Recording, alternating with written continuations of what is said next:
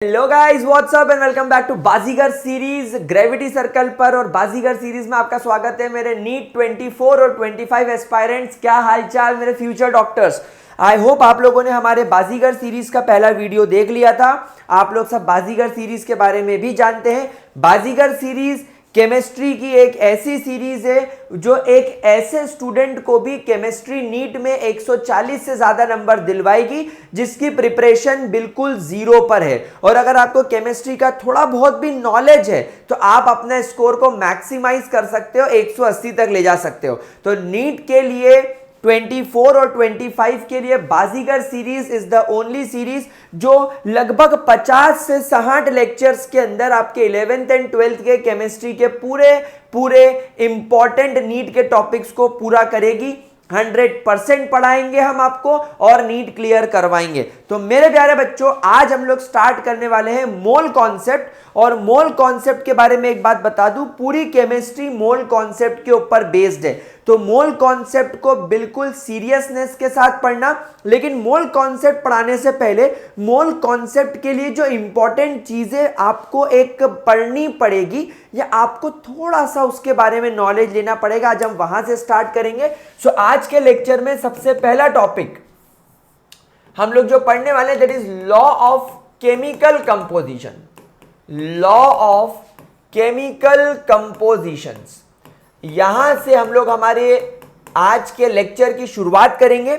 हमारा पूरा ध्यान होना चाहिए मोल कॉन्सेप्ट्स को समझने पे, लेकिन मोल कॉन्सेप्ट के पहले हमें जरा लॉ ऑफ केमिकल कॉम्बिनेशन से शुरुआत करनी पड़ेगी। लॉ ऑफ केमिकल कॉम्बिनेशन में जो सबसे पहला लॉ आता है that is law of conservation of mass. Law of conservation of mass. बेटा ये मास वाला जो लॉ है आपने क्लास 9th में भी पढ़ा होगा। सीधी भाषा में आप इसको बोल सकते हो कि ये लॉ क्या कहता है, that mass can never be created. Mass can never be created. ना तो आप मास को बना सकते हैं, ना तो आप मास को डिस्ट्रॉय कर सकते हैं। So mass can never be created nor it can be destroyed. ठीक है, कोई प्रॉब्लम इसके अंदर। लेवॉइसर ने यह लॉ दिया था, एंटोनी लेवॉइसर ने यह लॉ हमारे सामने प्रेजेंट किया था। एंटोनी लेवॉइसर ने हमारे सामने यह लॉ दिया था। ठीक है, कोई दिक्कत इसके अंदर, यानी आप मास को ना तो बनाओगे ना तो आप मास को तोड़ सकोगे। फॉर एग्जाम्पल, अगर आपके पास में कैल्शियम कार्बोनेट है 100 ग्राम और इससे एक प्रोडक्ट बन रहा है कैल्शियम ऑक्साइड, एंड लेट से मैंने बोला कि ये 56 ग्राम बन रहा है, तो आप क्या मुझे बता सकते हो कि कितने ग्राम कार्बन डाइऑक्साइड बनेगा? ऑब्वियसली ये बनेगा 44 ग्राम। 44 और 56 का सम 100 के बराबर होता है। कुछ इस तरीके से आप इस लॉ को समझ सकते हैं। चलिए, इस लॉ को कंप्लीट पढ़ने के बाद सेकेंड लॉ की तरफ चलते हैं, that is law of constant. और अगर आप लोगों की किताब में कांस्टेंट नहीं होगा तो फिक्स्ड होगा, लेकिन हमें इससे कोई मतलब नहीं है, हमें सिर्फ इसको अंडरस्टैंड करना है। That is law of constant proportion. ठीक है, इसको दिया था जोसेफ एल प्राउस्ट ने। Joseph L Proust. Joseph L Proust ने बोला कि अगर तुम्हारे पास में पानी नदी का है, पानी बारिश का है, पानी समुद्र का है, पानी कुएं का है, पानी टंकी का है, पानी बोरिंग का है, पानी तालाब का है, पानी जिससे तुम नहाते हो, पानी जिससे तुम अपना पिछवाड़ा धोते हो, पानी जिससे पानी पूरी बनाई जाती है, हर पानी के अंदर 2 ग्राम हाइड्रोजन की रिक्वायरमेंट होती है ताकि वो 16 ग्राम हाइड्रोजन के साथ में कंबाइन करे और वाटर का मॉलिक्यूल बनाए। यानी कि 2 gram hydrogen and 16 gram oxygen fix है। आप 3 ग्राम हाइड्रोजन और 16 ग्राम ऑक्सीजन को मिक्स करके वाटर नहीं बना सकते। अगर आप इसे एटॉमिक लेवल पर देखोगे तो 2 atom of hydrogen and 1 atom of oxygen is required to form a water molecule. ठीक है, कोई दिक्कत इसके अंदर? क्या आपको मेरी बात समझ में आई? तो इसके लिए आप लोग इसको कैसे स्टेटमेंट को लिख सकते हो, that elements combines, that element combines in a fixed ratio, elements combine in a fixed ratio by mass, in a fixed ratio by mass to form a compound, to form a compound, to form a compound irrespective of its source. आपको उसके source से कोई लेना देना नहीं है. यानी अगर आपको कार्बन डाइऑक्साइड चाहिए, फॉर एग्जाम्पल अगर हम लोग यहां पर बात करें कार्बन डाइऑक्साइड की, तो कार्बन डाइऑक्साइड के लिए आपको 12 ग्राम कार्बन चाहिए होगा, 12 gram of carbon with 32 grams of oxygen. ये बात फिक्स है. 12 gram carbon with 32 gram oxygen, ये बात फिक्स है. सिमिलरली अगर अपन यहां पर बात करें वाटर की, तो वाटर के लिए 2 gram hydrogen and 16 gram oxygen required है. ये बात एकदम फिक्स्ड है, इररिस्पेक्टिव ऑफ द सोर्स, कि कार्बन डाइऑक्साइड हमारी बॉडी से निकल रही है या तुम्हारी कार में से निकल रही है या तुम्हारे घर पे जो एलपीजी जल रहा है उससे निकल रही है, उसमें 12 ग्राम कार्बन और 32 ग्राम ऑक्सीजन होगा. अगर आप इसको एटॉमिक वाइज देखें तो एक एटम कार्बन पर 2 एटम ऑक्सीजन लगेंगे तो ही कार्बन डाइऑक्साइड बनेगा. अगर आपने एक कार्बन का एटम और एक ऑक्सीजन का एटम ले लिया तो वो कार्बन डाइऑक्साइड नहीं, वो कार्बन मोनोऑक्साइड बन जाएगा. 2 हाइड्रोजन के एटम, एक ऑक्सीजन का एटम वाटर बनाएगा. लेकिन अगर 2 हाइड्रोजन के एटम और 2 ऑक्सीजन के एटम आ गए तो H2O2 बन जाएगा, जो आपका हाइड्रोजन परऑक्साइड होगा. ठीक है, चलिए आगे बढ़ते हैं. एंड इसके बाद हमारे तीसरे लॉ की तरफ चलते हैं, that is law of multiple proportion. Law of multiple proportion. Dalton ने ये लॉ दिया था. This law was given by चाचा डाल्टन. हमारे डाल्टन अंकल ने इस लॉ को प्रपोज किया था. और ये लॉ क्या कहता है, देखिए ये लॉ कहता है that when two elements combine to form more than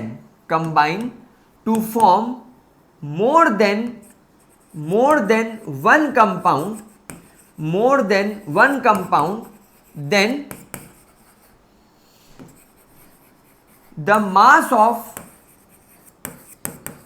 one element, कैसे डिफाइन कर रहा हूं मैं इसको, then the mass of one element when combined with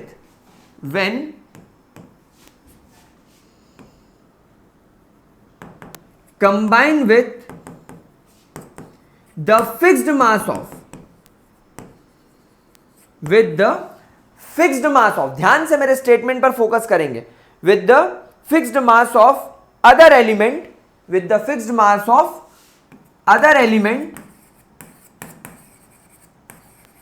bears a simple ratio. Sir हमको है ना बेल आइकॉन समझ में नहीं आया. इस स्टेटमेंट से हमको बेल आइकॉन कुछ समझ में नहीं आया. हम इसको क्या बोल रहे हैं, when 2 elements combine to form more than one compound, then the mass of one of the element when combined with the fixed mass of other element bears a simple ratio. Sir हमको इससे कुछ समझ में नहीं आया. देखो मैं आपको इसको एग्जांपल समझाता हूं.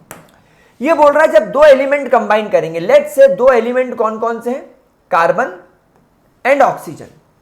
ये 2 एलिमेंट कौन कौन से हैं, कार्बन एंड ऑक्सीजन. अब इन दोनों के कॉम्बिनेशन से एक बन रहा है कार्बन मोनोऑक्साइड, इनके कॉम्बिनेशन से एक बन रहा है कार्बन मोनोऑक्साइड और एक बन रहा है कार्बन डाइऑक्साइड. ठीक है, अब ये बोल रहा है कि इनमें से जो एक एलिमेंट होगा, फॉर एग्जाम्पल कार्बन, इसमें आपने 12 ग्राम कार्बन लिया है और आपने इसमें भी 12 ग्राम कार्बन लिया है, लेकिन ऊपर वाले में कार्बन जो है 12 ग्राम कार्बन वो 16 ग्राम ऑक्सीजन के साथ कंबाइन हो रहा है और यहां पर वो 32 ग्राम ऑक्सीजन के साथ में कंबाइन हो रहा है. तो यहां पर आप देखो कि इन दोनों कंपाउंड्स में कार्बन और ऑक्सीजन ही है. पहले वाले कंपाउंड में और दूसरे वाले कंपाउंड में कार्बन का मास तो सेम है, यानी there is the fixed mass of carbon, यानी कि एक एलिमेंट जिसका मास आपको दोनों ही कंपाउंड में फिक्स दिख रहा है, लेकिन जो दूसरा वाला एलिमेंट है वो एक सिंपल रेशो बियर करेगा, यानी कि जो यहां पर ऑक्सीजन है वो पहले वाले कंपाउंड में 16 है और दूसरे वाले कंपाउंड में 32 है। देयरफॉर ये 1:2 के सिंपल रेशियो में वेरी कर रहा है। क्या ये बात समझ में आ गई आप लोगों को? क्या ये चीज आप लोगों को क्लियर हुई? यानी कि लॉ ऑफ मल्टीपल प्रोपोर्शन कहता है कि जब आपके दो एलिमेंट कंबाइन करके एक से ज्यादा टाइप के कंपाउंड बनाते हैं तो उसमें किसी एक एलिमेंट का रेशियो फिक्स होगा और जो दूसरे वाले एलिमेंट का रेशियो होगा वो दोनों कंपाउंड में सिंपल रेशियो के हिसाब से वेरी करेगा। यानी ये नहीं होगा कि इसमें अगर आपने 16 ग्राम कार्बन लिया तो कार्बन डाइऑक्साइड में 20 आ जाएगा, नहीं, 16 के मल्टीपल में चलेगा। 16 2 जा 32 या 16 3 जा 48 या 16 4 जा 64, इस तरीके से कुछ वो वेरी करेगा। ठीक है, law of multiple proportion clear हो गया? ठीक है, चलिए इसके बाद एक लॉ की तरफ चलेंगे जिसको हम लोग बचपन में पढ़ के खूब हंसते थे, इसके नाम को देख देख के हम लोग खूब हंसते थे। That is Gay Lussac law. Gay Lussac law. अभी आपके ऊपर है कि आप कितने क्रिएटिव हो और आप मेरे जोक को समझ पाए या नहीं। तो तुम्हारे ऊपर डिपेंड करता है कि तुम मेरे जोक को समझ पाए कि नहीं। चलिए, गे-लुसैक बोलता है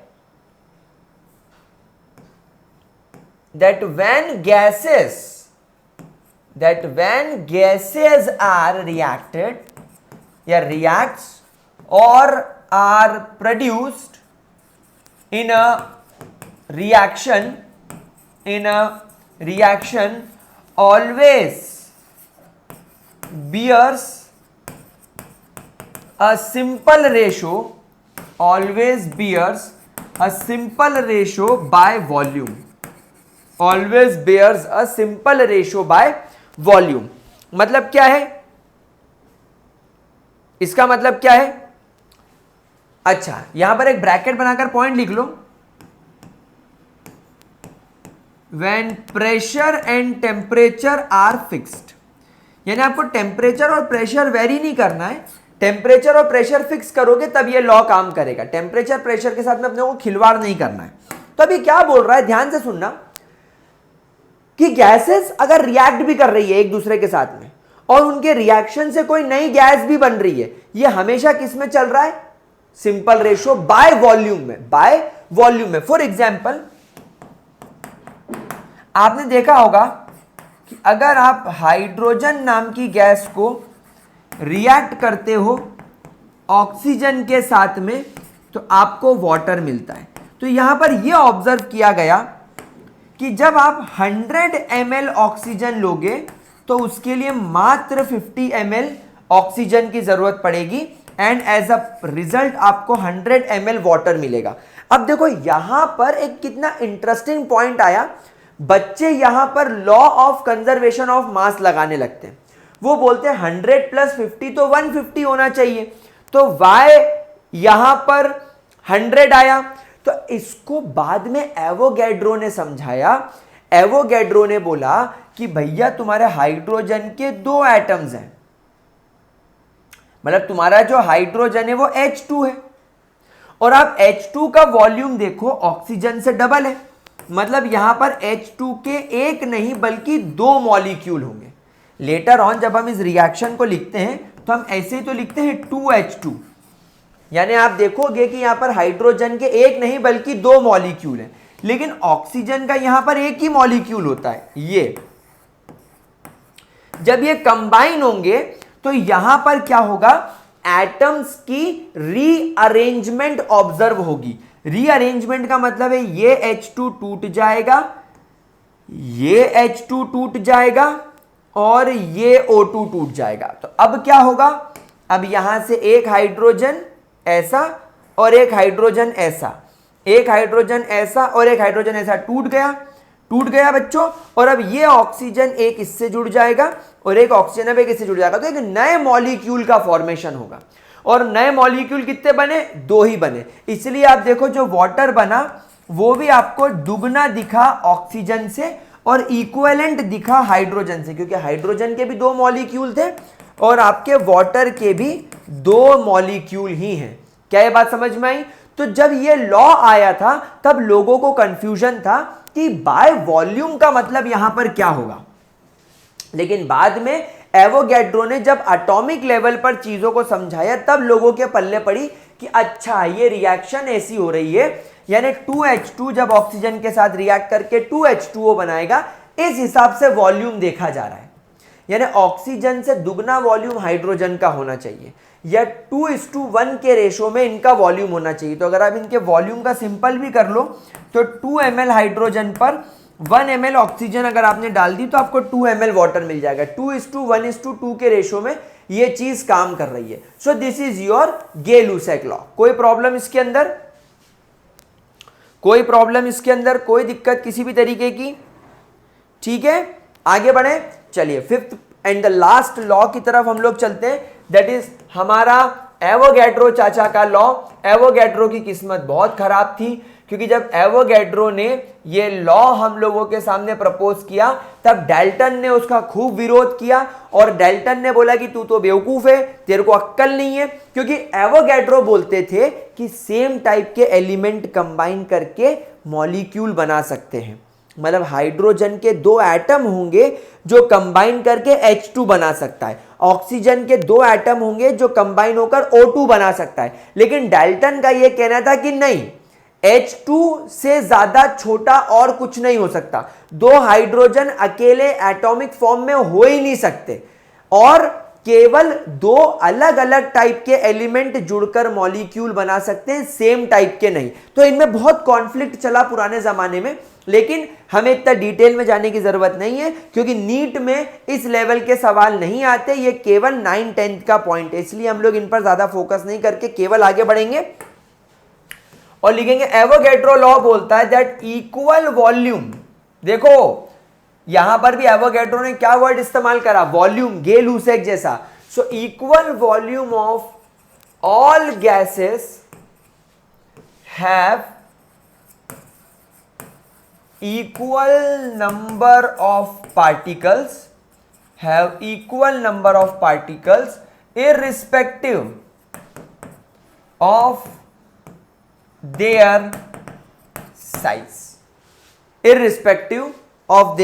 size, क्या ये बात समझ में आई मेरे प्यारे बच्चों? क्या ये बात मेरे प्यारे बच्चों आप लोगों को समझ में आई? क्या बोला मैंने? Equal volume of all gases under similar condition in temperature and pressure have equal number of molecules। समझ में आ रही बात? कोई परेशानी? एंड लेटर ऑन हम लोग इस चीज को डिस्कवर करेंगे कि अगर आपके पास में कोई भी गैस 22.4 लीटर होती है तो उसके अंदर डेफिनेटली 6.022 इंटू 10⁻23 मॉलिक्यूल्स होते हैं। इतने मॉलिक्यूल्स होते हैं फॉर श्योर, 100% पक्का। क्या ये बात समझ में आई? चमका मेरे प्यारे बच्चों? एंड ये जो नंबर आया है इस नंबर को ही बोला जाता है एवोगैड्रो नंबर।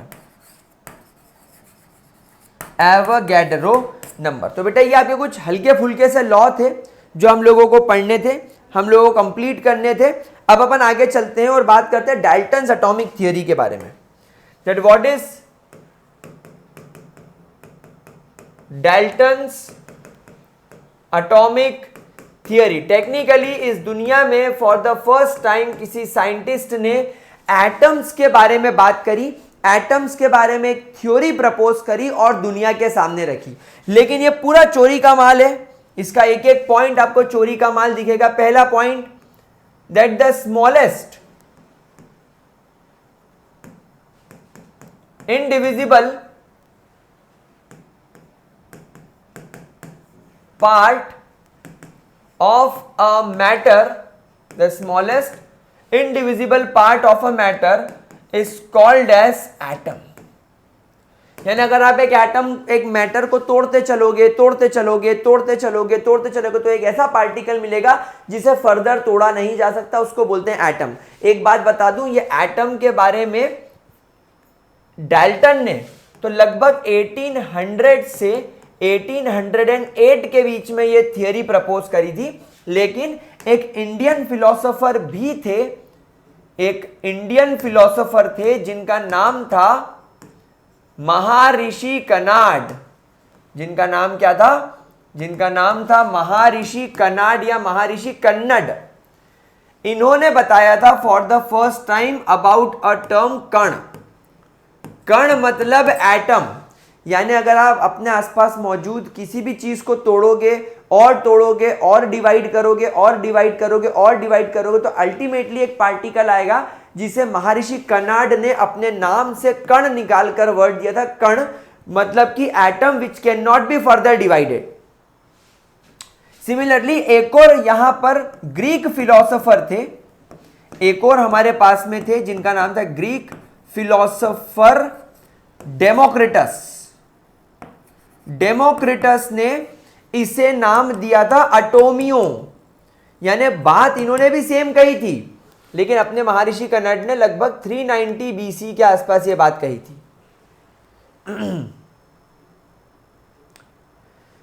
थोड़ा सा इनसे पहले 10-12 साल पहले इन्होंने बता दिया था।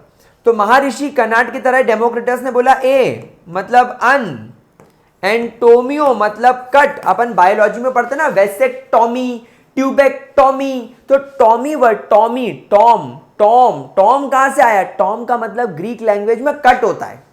वेसेक्टोमी वास्ट डिफरेंस काट देना, ट्यूबेक्टोमी ट्यूब, फेलोपियन ट्यूब काट देना। समझ में आ रही है आप लोगों को? एनाटॉमी, टॉमी बॉडी काट के अंदर से देखना, एनाटॉमी, टॉमी जहां पर भी वर्ड टॉमी आ जाए मतलब कट। तो एटम के अंदर भी टॉमियो आ रहा है विच मींस कट, अनकट, जिसे काटा नहीं जा सकता। तो ये इनके पुराने लिटरेचर को ही उठाकर, लिटरेचर तो क्या था, इन्होंने कभी भी बात लिखित में नहीं दी बल्कि मौखिक यानी ओरली दी थी, और उसका इस्तेमाल अपने डाल्टन ने करा। और डाल्टन ने जो वर्ड उठाया एटम, ये ग्रीक वर्ड एटोमियो से ही उठाया है। Atom, a un, tom cut, further can not be divided. दूसरी बात, atoms can never be created not destroyed. Atoms can never be created, atoms can never be created nor destroyed। आप atom को ना बना सकते हो ना डिस्ट्रॉय कर सकते हो, वेरी सिंपल। ये बात तो हम लोग सब बहुत अच्छे तरीके से जानते हैं। उसके अलावा atoms of same element have same property. Wow, so clever. कितनी बड़ी बात बोली कि अगर मेरे पास में 100 एटम ऑक्सीजन के हैं तो वो 100 के 100 एटम जो आपके ऑक्सीजन के हैं उनकी प्रॉपर्टी सेम होगी। ये कैसी बात बोली भाई तूने?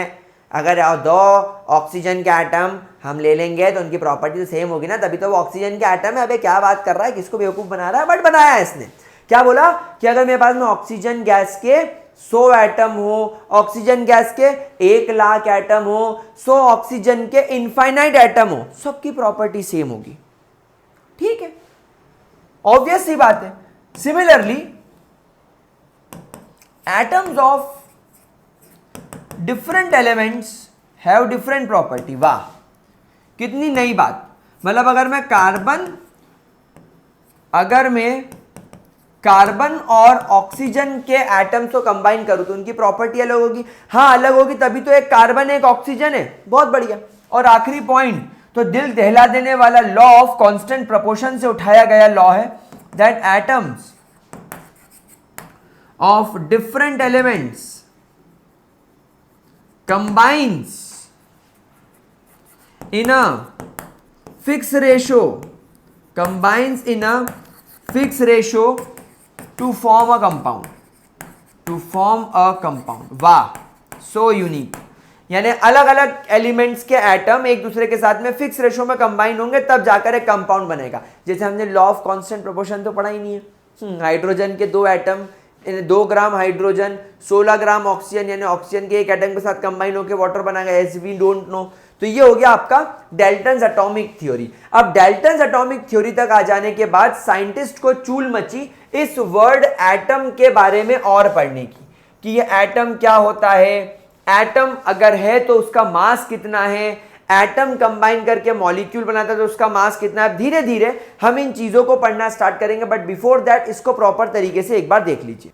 चलो तो फिर अब आगे बढ़ते हैं और अब थोड़ा अपने कान के पर्दे और कान का मैल साफ कर लो क्योंकि अब हम लोग स्टार्ट करने वाले हैं अ वेरी इंपॉर्टेंट टॉपिक जिसका नाम है atomic mass. Let's start talking about atomic mass. देखो गाइस, 1961 के पहले साइंटिस्ट लोगों के पास में अच्छी अच्छी टेक्निक्स तो थी नहीं। आज की तारीख में मार्केट में एक इंस्ट्रूमेंट अवेलेबल है जिसकी कीमत करोड़ों रुपए में है, बट उस इंस्ट्रूमेंट का नाम है मास स्पेक्ट्रोमीटर। ध्यान रखना, मास स्पेक्ट्रोमीटर ये एक ऐसा इंस्ट्रूमेंट है मेरे प्यारे बच्चों जिसके अंदर आप दुनिया का कोई भी सैंपल डाल दो, ये आपको उसका एग्जैक्ट मास कैलकुलेट करके बता देगा। यानी आज हमारे लिए हाइड्रोजन का, ऑक्सीजन का, वाटर का, या दुनिया में बड़े बड़े केमिकल का, किसी मेडिसिन का, या किसी भी XYZ चीज का मास निकालना बहुत आसान हो गया है। उस सैंपल को उठाओ, इस इंस्ट्रूमेंट के अंदर डालो, वो आपको एग्जैक्ट रीडिंग दे देगा। लेकिन बेटा 1961 के पहले की अगर मैं बात करूं तो उस समय तक साइंटिस्ट के पास में कोई एप्रोप्रिएट मेथड नहीं थी। तो वो क्या करते थे, तो वो तराजू वाला सिस्टम फॉलो करते थे। सर तराजू वाला सिस्टम कैसे? इमेजिन करो कि आपने एक फ्रूट्स का ठेला लगाया, रेडी, इसे आप लोग रेडी भी बोलते हो। आपने फ्रूट्स का ठेला लगाया, देन आपने क्या किया, इस फ्रूट्स के ठेले पर लाइक आपने मैंगोज रख लिए बहुत सारे, आपने बहुत सारे ऑरेंजेस रख लिए, देन आपने वाटरमेलन रख दिया बहुत सारा, देन आपने इसके अंदर कीवी रख ली। ऐसे आप कुछ फ्रूट्स लेकर घर से निकले। अब आप एक लेडी के घर पे पहुंचे जिसने आपसे बोला कि भैया मुझे 5 kg ऑरेंजेस दे दो। आपके पास ऑर्डर कितना आया? आपके पास ऑर्डर आया 5 kg ऑरेंज का। लेकिन जब आप देखते हो कि अरे मेरे पास में तो वेइंग बैलेंस है ही नहीं, मेरे पास तराजू या तोल काटा या जो डिजिटल वेइंग मशीन है वो तो है नहीं, अब मैं क्या करूं? तो आपके ठेले के नीचे से आपको एक पुराना तराजू मिलता है, आपको इस तरीके का पुराना तराजू मिलता है। यह तराजू में एक तरफ ऐसा सिस्टम होता है और एक तरफ ऐसा सिस्टम होता है, यह आपका तराजू है। लेकिन प्रॉब्लम यह है कि इसके वेट्स नहीं है, वो 1 किलो का, 2 किलो का, 5 किलो का वेट नहीं है। तो अब क्या करें? तो आपको ध्यान आया कि आपके ठेले पर एक ऐसा वाटरमेलन है, आपके ठेले पर एक ऐसा वाटरमेलन है जिसको घर से निकलने से पहले आपने जब नापा था तो वो 12 किलो का था। आपका बच्चा इसके साथ खेल रहा था और जब इसने उसको वेइंग बैलेंस पे रखा तो इसने पाया कि अरे वाह ये तो 12 किलो का, एग्जैक्ट 12 किलो का। आपके दिमाग की बत्ती जली। आपने क्या करा? आपने इस वाटरमेलन को कुछ इस तरीके से काटा कि इसके 12 इक्वल टुकड़े हो जाएं और हर टुकड़ा अब 1 किलो का हो जाए। यानी आपने इस वाटरमेलन को 12 इक्वल पार्ट्स में कट कर दिया। इससे अब आपके पास में जो वाटरमेलन का एक टुकड़ा आया वो कितने किलो का आया? 1 kg। तो आपने यहां पर 1 टुकड़ा, 2 टुकड़े, 3 टुकड़े, 4 टुकड़े और 5 टुकड़े वाटरमेलन के रख दिए। तो यहां पर वेट 5 kg हो गया। अब यहां पर आपने संतरे चढ़ाना चालू कर दिए। अब आपने यहां पर संतरे रख दिए। लेट से 5 किलो में आपके 25 संतरे आ गए, तो ये आपके ऑरेंज हो गए। तो आप यहां पर बोलोगे ना कि 5 piece of watermelon is equal to 25 oranges. तो इसको बोलते हैं रिलेटिव मेजरमेंट। इसको क्या बोलते हैं? Relative measurement. वाटरमेलन के वजन का इस्तेमाल करके ऑरेंज का वजन निकाल लिया। समझ में आ रही है बात आप लोगों को? इसको बोलते हैं रिलेटिव मेजरमेंट। तो इसी प्रकार पुराने जमाने में साइंटिस्ट रिलेटिव एटॉमिक मास निकालते थे। क्या निकालते थे? Relative atomic mass. तो वैसे एटॉमिक मास का मतलब क्या होता है? It is nothing but the mass of an atom. It is nothing but the mass of an atom. But यहां पर इनिशियली क्या होता था? पुराने जमाने में क्या होता था? तो हम यहां पर लिखेंगे that initially relative, initially relative atomic mass were obtained, that is by using, क्या यूज करते थे? Hydrogen, that is by using hydrogen. Sir hydrogen का इस्तेमाल क्यों किया जाता था? लाइटेस्ट एटम था, that is by using hydrogen which is being lightest element. ये सब साइंटिस्ट को पता था कि इस दुनिया का सबसे हल्का एलिमेंट कौन है? हाइड्रोजन है। तो hydrogen being lightest element was denoted या was assigned with mass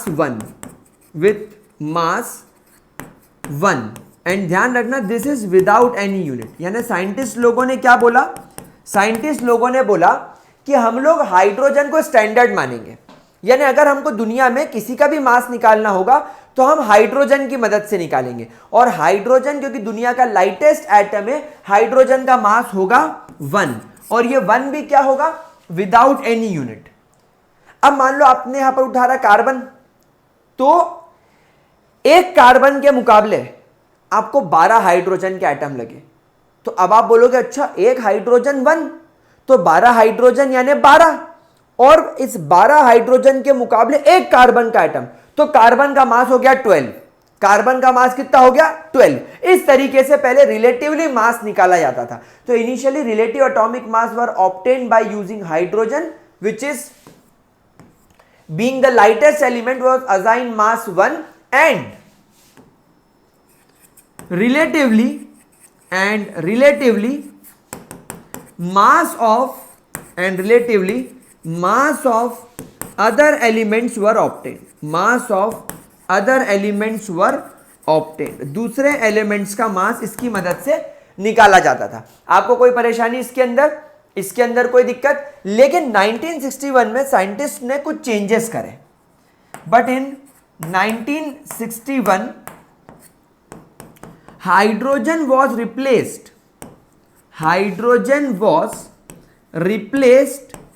by carbon 12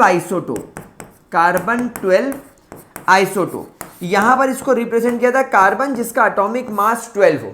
sir carbon को क्यों लाए, हाइड्रोजन को क्यों हटाया? क्योंकि बेटा हाइड्रोजन रिएक्टिव है, क्योंकि आप यहां पर रिलेटिव मास निकाल रहे हो, यानी आपको रिएक्शन में एक तरफ हाइड्रोजन रखना पड़ेगा।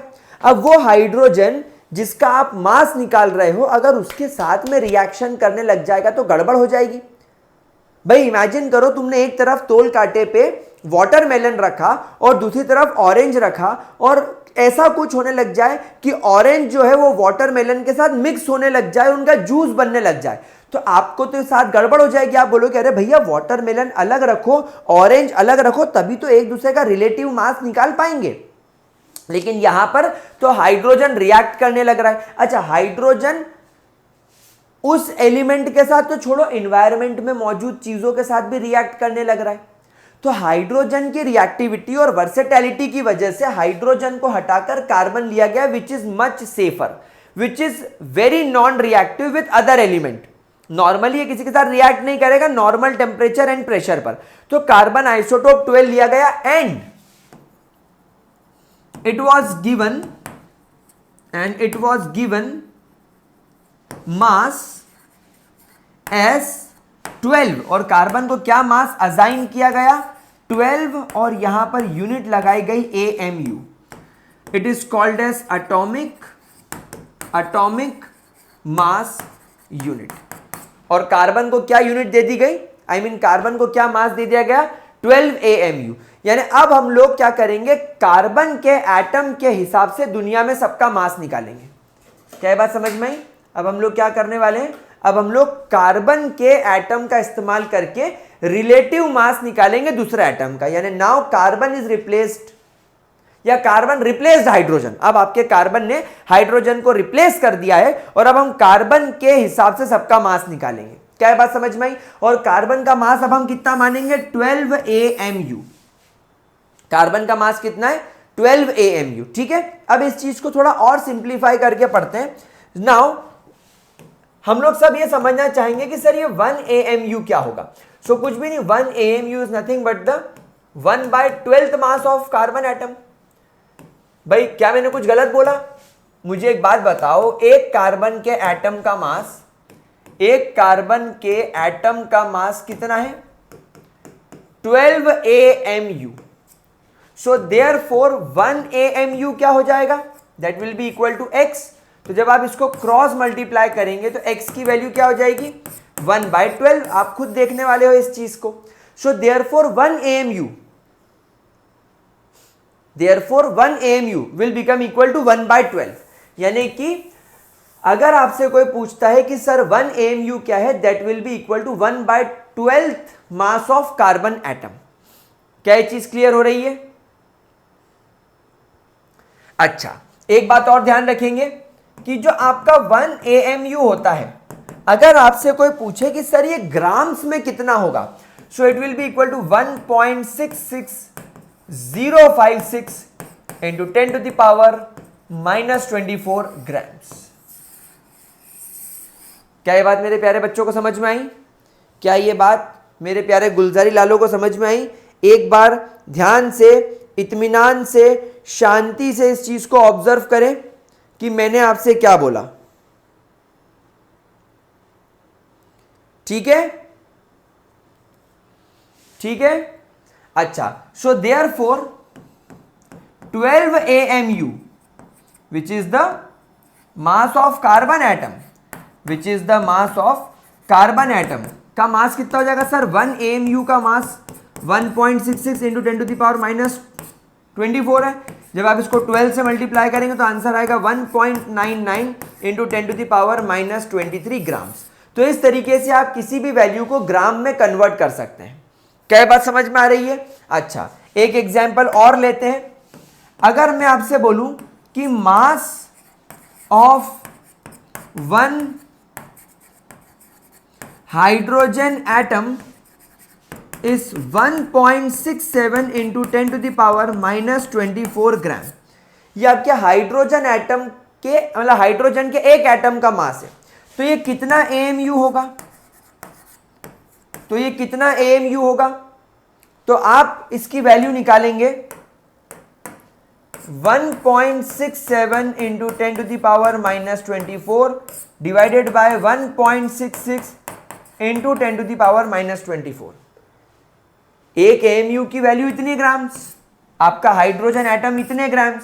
तो हाइड्रोजन एटम के मास को 1 AMU से डिवाइड करेंगे तो आप देखो ग्राम्स और ग्राम्स कट जाएगा, ये और ये कट जाएगा। 1.66 इसको जब डिवाइड करेगा तो 1.008 AMU हाइड्रोजन एटम का मास आ जाएगा। तो इस तरीके से मेरे प्यारे बच्चों आप लोग सभी का मास अब निकालना सीख चुके हैं। तो अब जो हमारी पीरियोडिक टेबल है, अब जो हम एलिमेंट्स के मास का इस्तेमाल करते हैं वो AMU में होता है। अब आपके मन में सवाल आया होगा कि सर 1 AMU का इस्तेमाल यानी AMU का इस्तेमाल क्यों कर रहे हैं, ग्राम्स का इस्तेमाल सीधे सीधे क्यों नहीं कर लेते? बेटा एक बात बताओ, कोई भी कैलकुलेशन करोगे तो ये वैल्यू आसान दिख रही है या ये वैल्यू आसान दिख रही है? ऑब्वियसली सर 1 लिखना आसान है, 12 लिखना आसान है, ये वैल्यू लिखना हमारे लिए मुश्किल है, इसके कैलकुलेशन करना मुश्किल है। So for the ease, for the convenience, हमारी शांति के लिए, हमको रिलैक्स करने के लिए, हमारे कैलकुलेशन को और लाइफ को आसान बनाने के लिए मास को ग्राम्स की जगह AMU में इस्तेमाल किया गया। एक इंपॉर्टेंट बात और ध्यान रखेंगे, nowadays 1 AMU is now called as 1U and U का मतलब होता है यूनिफाइड मास। तो अगर आप लोगों किसी किताब में इसका मास 1.008 AMU की जगह 1.008 U दिखता है तो घबराने की जरूरत नहीं है। 1 AMU 1U सब एक जैसा ही होता है, सब बराबर होता है। ठीक है? ठीक है, चलिए अब यहां पर एक छोटा सा वर्ड हमारे सामने आया था, आइसोटोप। वैसे तो आइसोटोप हम आगे चल के डिस्कस करेंगे, लेकिन फिर भी मैं आपको आइसोटोप बता देता हूं। देखो इस दुनिया में बहुत सारे एलिमेंट हैं और हर एलिमेंट का मास होता है और एटॉमिक नंबर होता है। एटॉमिक नंबर मतलब कि आधार कार्ड। एक एटम का आधार कार्ड। समझ में आ रही बात आपको? आधार कार्ड का मतलब है कि अगर आपका आधार नंबर कुछ है तो वो दुनिया में, अपने इंडिया में किसी और इंसान का नहीं होगा। लाइक आपका फिंगरप्रिंट, जो फिंगरप्रिंट आपका है वो अब इस दुनिया में किसी का नहीं होगा। वैसे ही हर एलिमेंट का एक एटॉमिक नंबर होता है, वो उसका फिंगरप्रिंट होता है, और एक होता है उसका मास।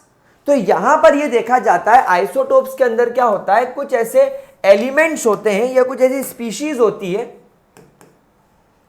कुछ ऐसे एलिमेंट्स होते हैं, एलिमेंट्स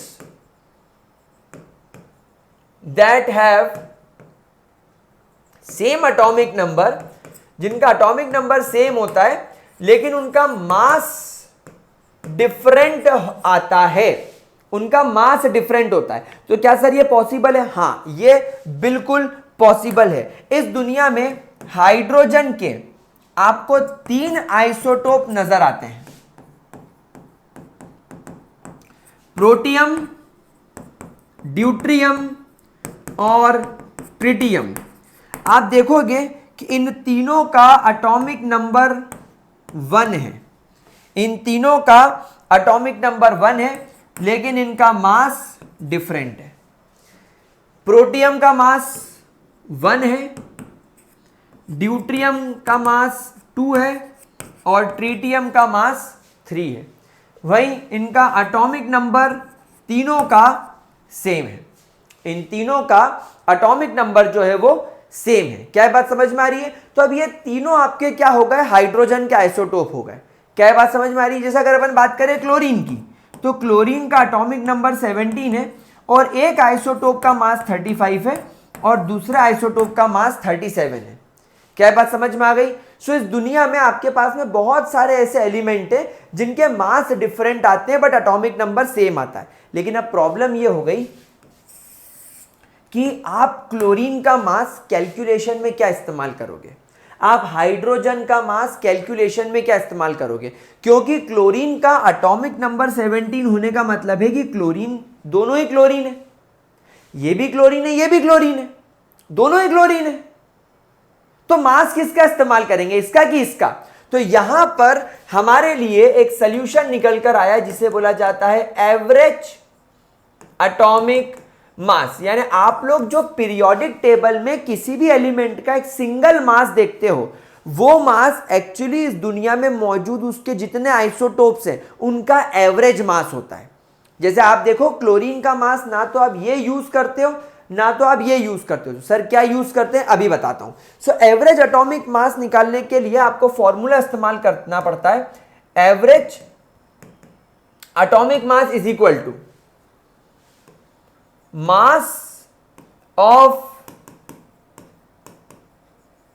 आइसोटोप 1 मल्टीप्लाई बाय उसका percentage abundance plus mass of isotope 2 multiply by उसका परसेंटेज अबंडेंस डिवाइडेड बाय 100। यानी आपके जितने भी आइसोटोप्स हैं, 1 हो, 2 हो, 3 हो, 4 हो, 15 हो, कोई फर्क नहीं पड़ता, जितने आइसोटोप्स हैं उन सबका मास आप लिखेंगे और देखेंगे कि इस दुनिया में उसका परसेंटेज अबंडेंस कितना है, उससे मल्टीप्लाई करेंगे और फाइनली इन सबको 100 से डिवाइड कर देंगे। फाइनली उसको 100 से डिवाइड कर देंगे। दैट इज एवरेज एटॉमिक मास। अब इसका एक एग्जांपल लेकर जब मैं आपको समझाऊंगा तो आपको बहुत ज्यादा बेटर तरीके से क्लियर होगा। जो क्लोरीन है जिसका मास 35 है, वो इस दुनिया में परसेंटेज अबंडेंस रखता है 75%, और जो क्लोरीन है जिसका मास 75 है, वो इस दुनिया में परसेंटेज अबंडेंस रखता है 25। ठीक है, तो अब हम लोग जरा फटाफट से इसको कैलकुलेट करेंगे कैलकुलेटर का इस्तेमाल करके। तो देखो इसका एवरेज एटॉमिक मास आ जाएगा, क्लोरीन जिसका मास 35 है, जिसका परसेंटेज अबंडेंस 75 है, प्लस क्लोरीन जिसका एटॉमिक मास 37 है और उसका परसेंटेज अबंडेंस 25 है, डिवाइडेड बाय 100। तो जब आप इसका 35 को 75 से मल्टीप्लाई करोगे तो 2625 आंसर आएगा, और आप 37 को जब 25 से मल्टीप्लाई करोगे तो 925 आंसर आएगा, divided by 100 plus 2625 that is 3550 divided by 100। तो आपको वैल्यू मिल जाएगी 35.50 AMU। ये हो गया आपका क्लोरीन का एवरेज एटॉमिक मास। अरे हाँ सर 35.5 भी तो हम यूज करते हैं। अरे हाँ सर 35.5 ही तो हम लोग यूज करते हैं। ये तो आपने बिल्कुल सही बात बोली, ये तो आपने बिल्कुल ही सही बात बोल दी सर। क्या ये बात सब लोगों को समझ में आई मेरे प्यारे बच्चों? क्या ये बात आप सब लोगों को समझ में आई मेरे प्यारे बच्चों? यस और नो? तो एवरेज एटॉमिक मास निकालना आ गया सब लोगों को? क्या आप सब लोगों को एवरेज एटॉमिक मास निकालना आ गया? चलिए इस पर एक जनरलाइज सा क्वेश्चन करते हैं। The average atomic mass of boron is 10.81। Boron जिसका एटॉमिक मास 10 है एंड बोरॉन जिसका एटॉमिक मास 11 है, आपको इनका फाइंड करना है percentage composition. Find their percentage composition, इनका परसेंटेज कंपोजिशन निकालो। तो कैसे आपने इसका परसेंटेज कंपोजिशन निकाला प्यारे बच्चों? आपने लिखा average atomic mass is equal to mass of isotope 1 multiply by उसका percentage composition plus mass of isotope 2 multiply by उसका percentage composition divided by 100। So average mass आ गया 10.81। मैंने बोला कि वो बोरॉन जिसका मास 10 है उसका परसेंटेज कंपोजिशन x है, मतलब इसको मैंने 10x मान लिया। तो वो बोरॉन जिसका मास 11 है उसका परसेंटेज कंपोजिशन 100 माइनस x है। भाई टोटल परसेंटेज तो 100 होगा, तो अगर एक का x है तो दूसरा का 100 माइनस x है, डिवाइडेड बाय 100। 100 जाकर इधर मल्टीप्लाई होगा तो हो जाएगा 1081, ये हो जाएगा 10x प्लस 1100, 11 को इसमें मल्टीप्लाई करें तो 1100 माइनस 11x। जब ये जाकर इधर सब्ट्रैक्ट होगा तो आपको वैल्यू मिलेगी -19, और यहां पर -11x में से -10x जाएगा, 10x जाएगा तो माइनस यहां पर कट जाएगा। सो देयरफॉर x की वैल्यू हो गई 19%। यानी आपका जो बोरॉन 10 वाला आइसोटोप है ये 19% है, और आपका जो बोरॉन 11 वाला आइसोटोप है दैट विल बी 81%। आ रही है बात समझ में? तो इस तरीके से आप लोग निकाल सकते हैं किसी का भी एवरेज एटॉमिक मास। चलिए आगे बढ़ते हैं और अब बात करते हैं यहां पर हमारे मॉलिक्यूलर मास की। अब भाई मॉलिक्यूलर मास तो बहुत इजी हो गया, ये तो हम लोग ऑलरेडी अच्छे तरीके से पढ़ भी चुके हैं। अच्छा, मॉलिक्यूलर मास की यूनिट भी वही रहेगी AMU या U। तो आप चिंता ना करें, बिना टेंशन किसकी यूनिट लिखें U, या आप इसकी यूनिट लिखें AMU। ठीक है, अब मॉलिक्यूलर मास क्या होता है? ओ माय गॉड, मेरा पैन टूट गया। लगता है ये किसी की साजिश है बाजीगर सीरीज को रोकने की, लेकिन फालतू बातें, पढ़ाई पे ध्यान दो। चलो, तो अगर हम बात करें एटॉमिक मास की, तो सॉरी मॉलिक्यूलर मास की, तो it is the sum of mass of all the atoms present in a molecule. एक मॉलिक्यूल के अंदर जितने भी एटम मौजूद हैं उन सब के, एक मॉलिक्यूल के अंदर जितने भी एटम्स प्रेजेंट हैं उन सभी एटम्स के मास को जोड़ दो। जैसे कि ग्लूकोज C6H12O6, कार्बन के कितने एटम? 6, एक कार्बन का मास कितना? 12 AMU, प्लस हाइड्रोजन कितने? 12, एक हाइड्रोजन का मास कितना 1 AMU प्लस ऑक्सीजन कितने 6, एक ऑक्सीजन का मास 16 AMU, 12 6 72 AMU, 12 AMU, 16 6 96 AMU, 96 72 12 180 AMU is the mass of glucose. इस तरीके से आप लोग मॉलिक्यूलर मास निकाल सकते हो। बोलो कोई तकलीफ आई किसी को, कोई दिक्कत, पक्की बात। चलिए तो now you are ready to study the mole concept. आगे बढ़े, मोल कॉन्सेप्ट करें, पढ़ना स्टार्ट करें। चलो तो फिर आगे बढ़ते और अब हम लोग हेडिंग डालेंगे हमारा मोल कॉन्सेप्ट। सो चलो मेरे प्यारे प्यारे बच्चों, आओ हम लोग बात करें मोल कॉन्सेप्ट की। पहले पूरा थ्योरी ठीक से पढ़ लेते हैं और उसके बाद फिर इसके ऊपर करेंगे बहुत सारे न्यूमेरिकल्स। पहले थ्योरी पढ़ेंगे, फिर उसके बाद में करेंगे न्यूमेरिकल्स, जो हम लोगों को नीट 2024-2025 क्लियर करने में मदद करेगा। गाइस, मोल कॉन्सेप्ट कोई रॉकेट साइंस नहीं है। मोल इज बेसिकली, आप सभी लोग जानते हो, मोल एक एसआई यूनिट है। मोल क्या है मेरे प्यारे बच्चों? एक एसआई यूनिट। अब देखो, जैसे हम लोग अगर बात करें मैक्रोस्कोपिक लेवल की, यानी बड़े लेवल की अगर हम लोग बात करें, तो फॉर एग्जांपल अगर मैं आपसे बोलूं कि बेटा ये पेन है, जाओ मेरे लिए 1 डजन पेन ले आओ, तो आप मेरे लिए 12 पेन ले आओगे, क्योंकि आपको मालूम है मैक्रोस्कोपिक लेवल पर डजन का मतलब होता है 12, 12। तो आप क्या करोगे, आप मेरे लिए 12 पेन ले आओगे। अगर मैं बोलूं जाओ बेटा मेरे लिए 1 डजन चेयर खरीद लाओ, तो आप मेरे लिए 12 चेयर खरीद लाओगे।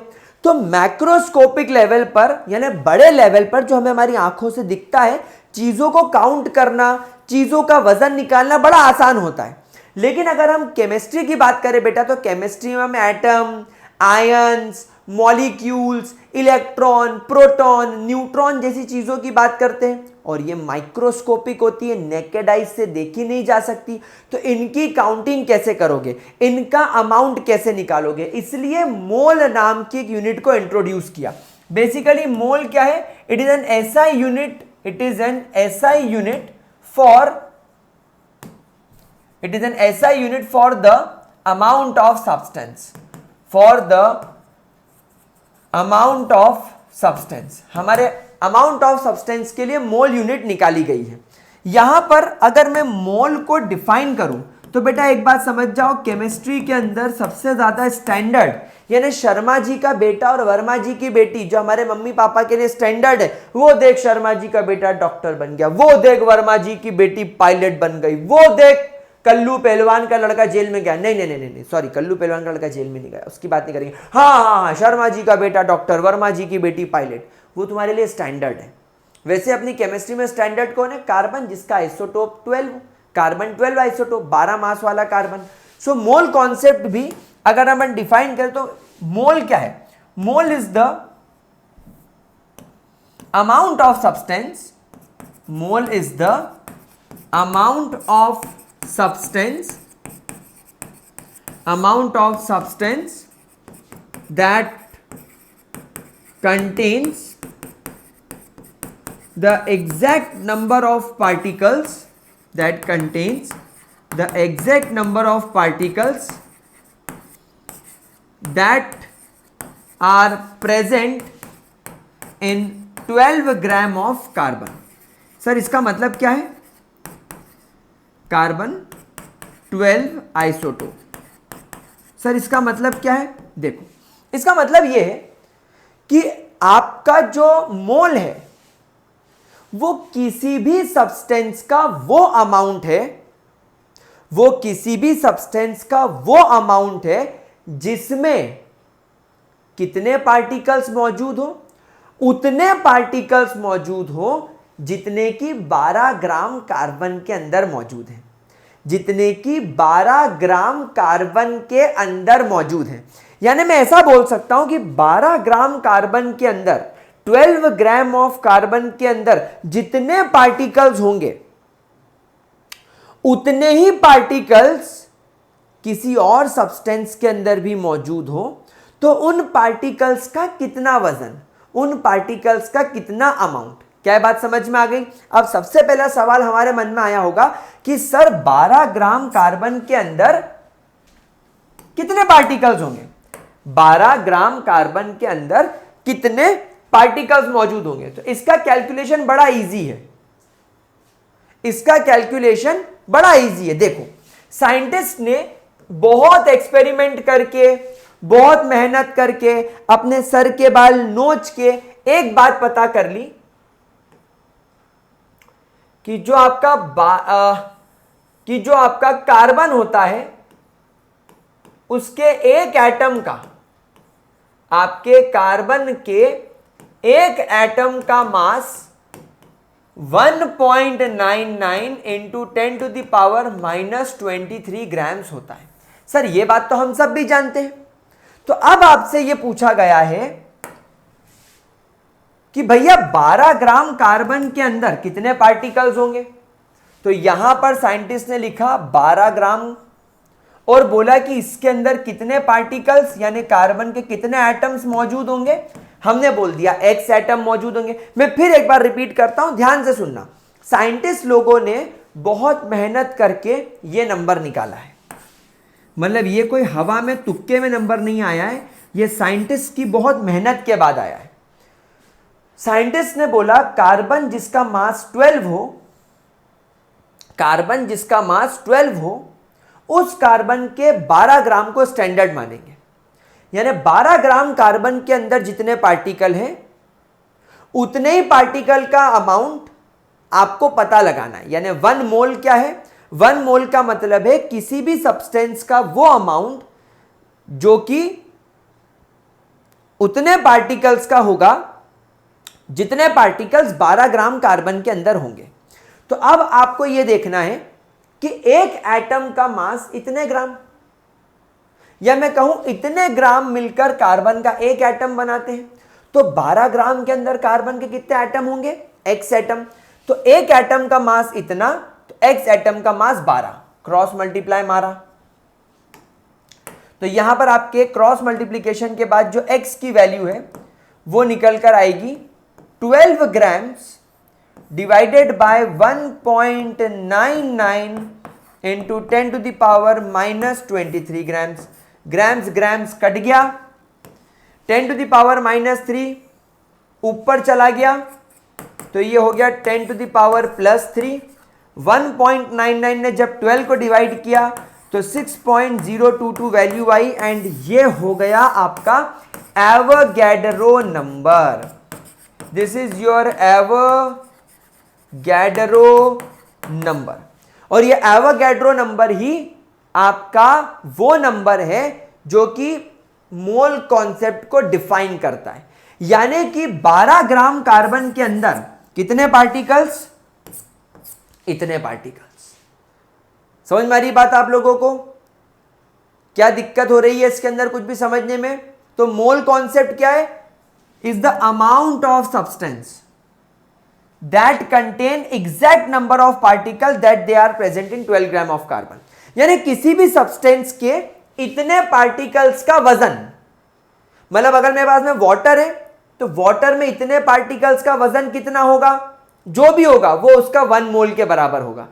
कैल्शियम क्लोराइड के इतने पार्टिकल का जो भी वजन होगा वो उसके 1 मोल के बराबर होगा।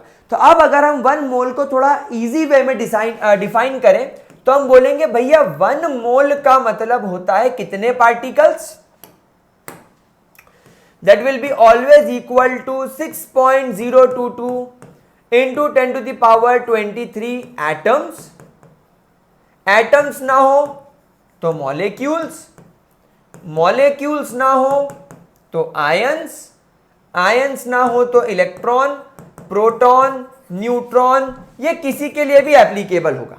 लेकिन बेटा एक बात बताओ, ये हमारे लिए इतने पार्टिकल्स काउंट करना तो बहुत मुश्किल है।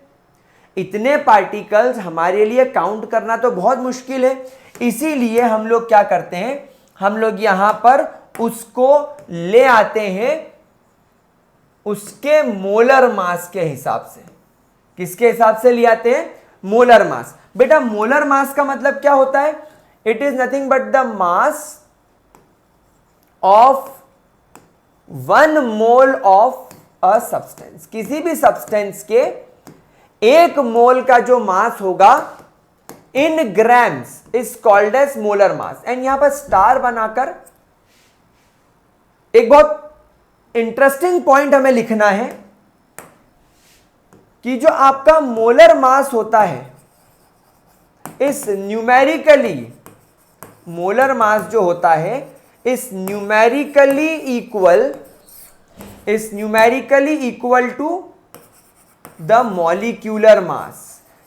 यानी कि टेंशन लेने की जरूरत नहीं है। जो भी आपके सब्सटेंस का मॉलिक्यूलर मास हो, अगर मॉलिक्यूलर मास के आगे से AMU हटा दिया और ग्राम लगा दिया तो वो मोलर मास बन जाएगा। समझ में आ गई बात? तो वो हो जाएगा मोलर मास के बराबर। जैसे कि एक एग्जाम्पल के तौर पर मैं आपको बताऊं, एग्जाम्पल, अगर आपसे कोई पूछता है कि जाओ मेरे लिए 1 मोल कार्बन लेकर आओ, तो आप बोलोगे सर 1 मोल कार्बन मतलब 6.022 इंटू 10⁻23 कार्बन के एटम। लेकिन सर इतना तो मैं काउंट नहीं कर सकता। काउंट नहीं कर सकते तो क्या हुआ? वजन तो कर सकते हो। कार्बन का मास 12 AMU होता है। AMU हटा के ग्राम लिख दो, आप केवल 12 ग्राम कार्बन उठा लाओ। So 12 gram carbon is equal to इतने particles and that will be equal to 1 mole of carbon. और एग्जाम्पल दूं, और एक एग्जाम्पल ले लेते हैं। 1 mole water, sir 1 mole water के अंदर 6.022 इंटू 10⁻23 वाटर के मॉलिक्यूल्स होंगे। बेटा क्या होंगे? वाटर के मॉलिक्यूल्स होंगे। इस बात को ध्यान रखिएगा। लेकिन सर इतना तो मैं कभी भी काउंट नहीं कर पाऊंगा, और वाटर तो वैसे भी माइक्रोस्कोपिक है। तो वाटर का जरा मॉलिक्यूलर मास निकालो। एक ऑक्सीजन का मास 16, 2 हाइड्रोजन का मास 2, 16 + 2 18, तो 18 AMU। AMU will be molecular mass. लेकिन हमको मॉलिक्यूलर मास नहीं चाहिए, हमको तो मोलर मास चाहिए। तो AMU की जगह ग्राम्स लगा दो। 18 grams of water will become equal to इतने molecules and it will become equal to इतने मोल्स। क्या बात समझ में आई? क्या ये बात समझ में आई? कोई दिक्कत इसके अंदर, किसी भी तरीके की कोई भी परेशानी हो तो आप लोग कमेंट सेक्शन में बिना किसी चिंता के मुझे लिखकर बताओगे, ताकि मुझे भी समझ में आए कि आपको कहां कहां प्रॉब्लम्स आ रही है, and we will discuss that problem in the next class. For example, अगर आपसे कोई बोलता है कि मुझे 1 मोल अमोनिया ला कर दो, तो डेफिनेटली वो भी इतने मॉलिक्यूल्स ऑफ अमोनिया के बराबर होगा। लेकिन मैं इतने तो काउंट कर नहीं पाऊंगा। तो एक नाइट्रोजन का मास 14 एंड 3 हाइड्रोजन 3, 14 + 3 17। तो आप कुछ मत करो, 17 ग्राम अमोनिया तोल लाओ। बात समझ में आ गई? क्या ये चीज क्लियर हो रही है? पक्की बात? अगर आपसे कोई बोलता है जाओ मेरे लिए 1 मोल Cl नेगेटिव आयंस लेकर आओ, तो वो डेफिनेटली इतने आयंस लाने पड़ेंगे। लेकिन इतने आयंस आप काउंट नहीं कर सकते। तो क्लोरीन का मास क्या होता है? जाओ 35.5 ग्राम्स ऑफ क्लोरीन ले आओ, बस वो इसी के बराबर होगा। अब सब समझ में आ गया? समझ में आ गया? ग्रेट। अब यहां पर मोल्स के 2 इंपॉर्टेंट फॉर्मूले लिखो। मोल्स हमेशा केमिस्ट्री में स्मॉल n से डिनोट किया जाता है, एंड इसका फॉर्मूला होता है given mass upon molar mass. Given mass upon molar mass. यहां पर ध्यान रखना, गिवन मास की यूनिट आप ग्राम्स में लिखेंगे एंड मोलर मास की यूनिट ग्राम्स पर मोल में लिखेंगे। तो फॉर एग्जाम्पल, अगर मैं क्वेश्चन करूं कि find the number of moles of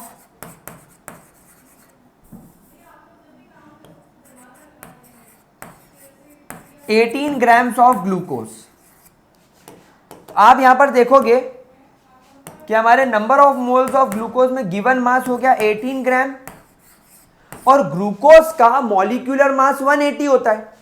अगर हम ग्लूकोज के मॉलिक्यूलर मास की बात करें तो वो मैंने आपको 180 AMU सिखाया था। तो सर अगर मैं AMU को हटाकर 80 ग्राम्स कर दूं तो सर ये बन जाएगा इसका मोलर मास। तो आप यहां पर लिखेंगे मोलर मास की जगह 180 ग्राम्स पर मोल। तो आप मोलर मास को ग्राम्स पर मोल से डिनोट करेंगे। मोलर मास की यूनिट क्या हो जाएगी? ग्राम्स पर मोल। हमेशा ध्यान रखना मोलर मास की यूनिट क्या है? ग्राम्स पर मोल। तो ये ग्राम्स है, ये ग्राम कट गया, ये मोल ऊपर चला गया। सो 18 डिवाइडेड बाय 180, ये चला गया 10 टाइम्स, और 10 ने डिवाइड किया तो आ गया 0.1, और ये मोल जो नीचे था ये ऊपर यहां पर दिख ही रहा है, तो ये हो गया 0.1 मोल। तो 0.1 मोल हो गए इन 18 ग्राम्स ऑफ ग्लूकोज के अंदर।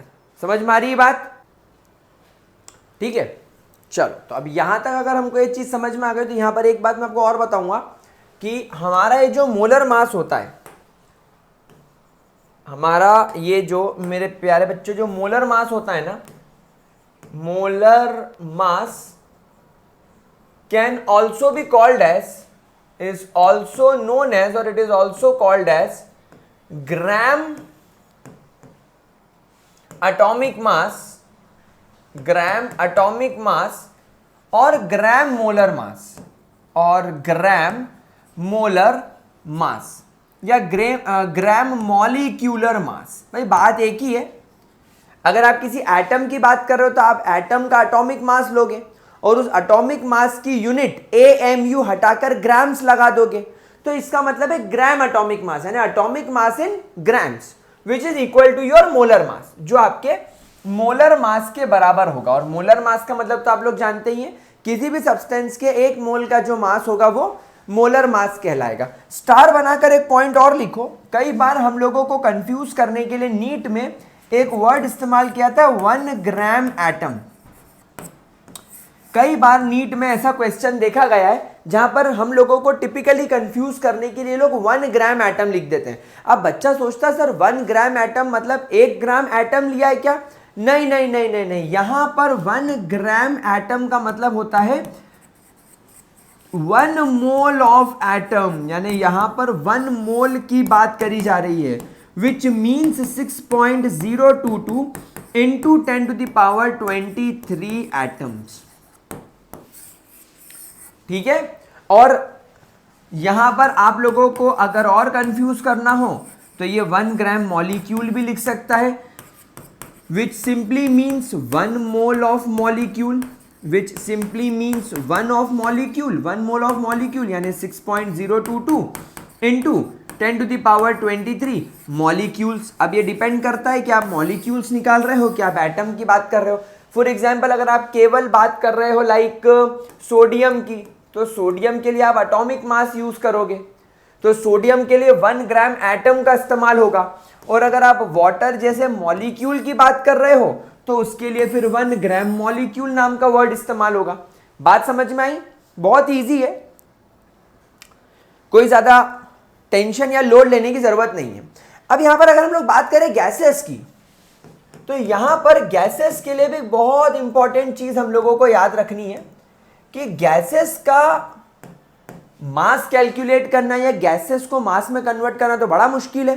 तो यहां पर हम लोग ध्यान रखेंगे गैसेस वाले केस में 1 mole is always equal to definitely 6.022 into 10 to the power 23 particles of gases, usually molecules.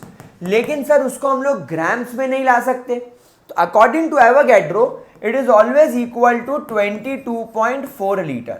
यानी अगर आपने किसी भी गैस को 22.4 लीटर वॉल्यूम में मेजर कर लिया, यानी अगर आपने उसका इतना वॉल्यूम ले लिया तो वो डेफिनेटली 1 मोल के बराबर होगा। फॉर एग्जाम्पल अगर मेरे पास में 22.4 लीटर ऑक्सीजन नाम की गैस है तो वो 1 मोल ऑक्सीजन के बराबर होगी। फॉर एग्जाम्पल अगर मेरे पास में 22.4 लीटर मीथेन नाम की गैस है, मीथेन गैस है, तो वो भी 1 मोल के बराबर होगी। फॉर एग्जाम्पल अगर मेरे पास में 22.4 लीटर सल्फर डाइऑक्साइड नाम की गैस है, तो वो भी 1 लीटर के 1 मोल के बराबर होगी। तो ये गैसेस वाले केस में भी इस बात को ध्यान रखिएगा, ठीक है। तो एक फाइनल फ्लो चार्ट सा बना लो आप लोग, जो आप लोगों को हमेशा मेमोराइज करना है कि किसी भी सब्सटेंस का 1 mole is always equal to 6.022 into 10⁻23 particles. अब ये पार्टिकल्स एटम्स हो सकते हैं, आयन्स हो सकते हैं या मॉलिक्यूल हो सकते हैं, और it is equal to their molar mass. Molar mass का मतलब आप सभी लोग जानते हो, एटॉमिक मास ले लो या मॉलिक्यूलर मास ले लो और उसका AMU हटाकर ग्राम्स लगा दो, है ना। और उसके अलावा अगर वो गैस है तो वो 22.4 लीटर के बराबर होगी, अगर हम बात करें गैसेस की। तो ये आपका सिंपल सा मोल कॉन्सेप्ट है। इसके अलावा आपको मोल कॉन्सेप्ट में कुछ और दिमाग लगाने की जरूरत नहीं है। क्लियर हुई बात? समझ में आया ये पूरा पॉइंट? इसको ठीक से एक बार देख लो, ठीक है,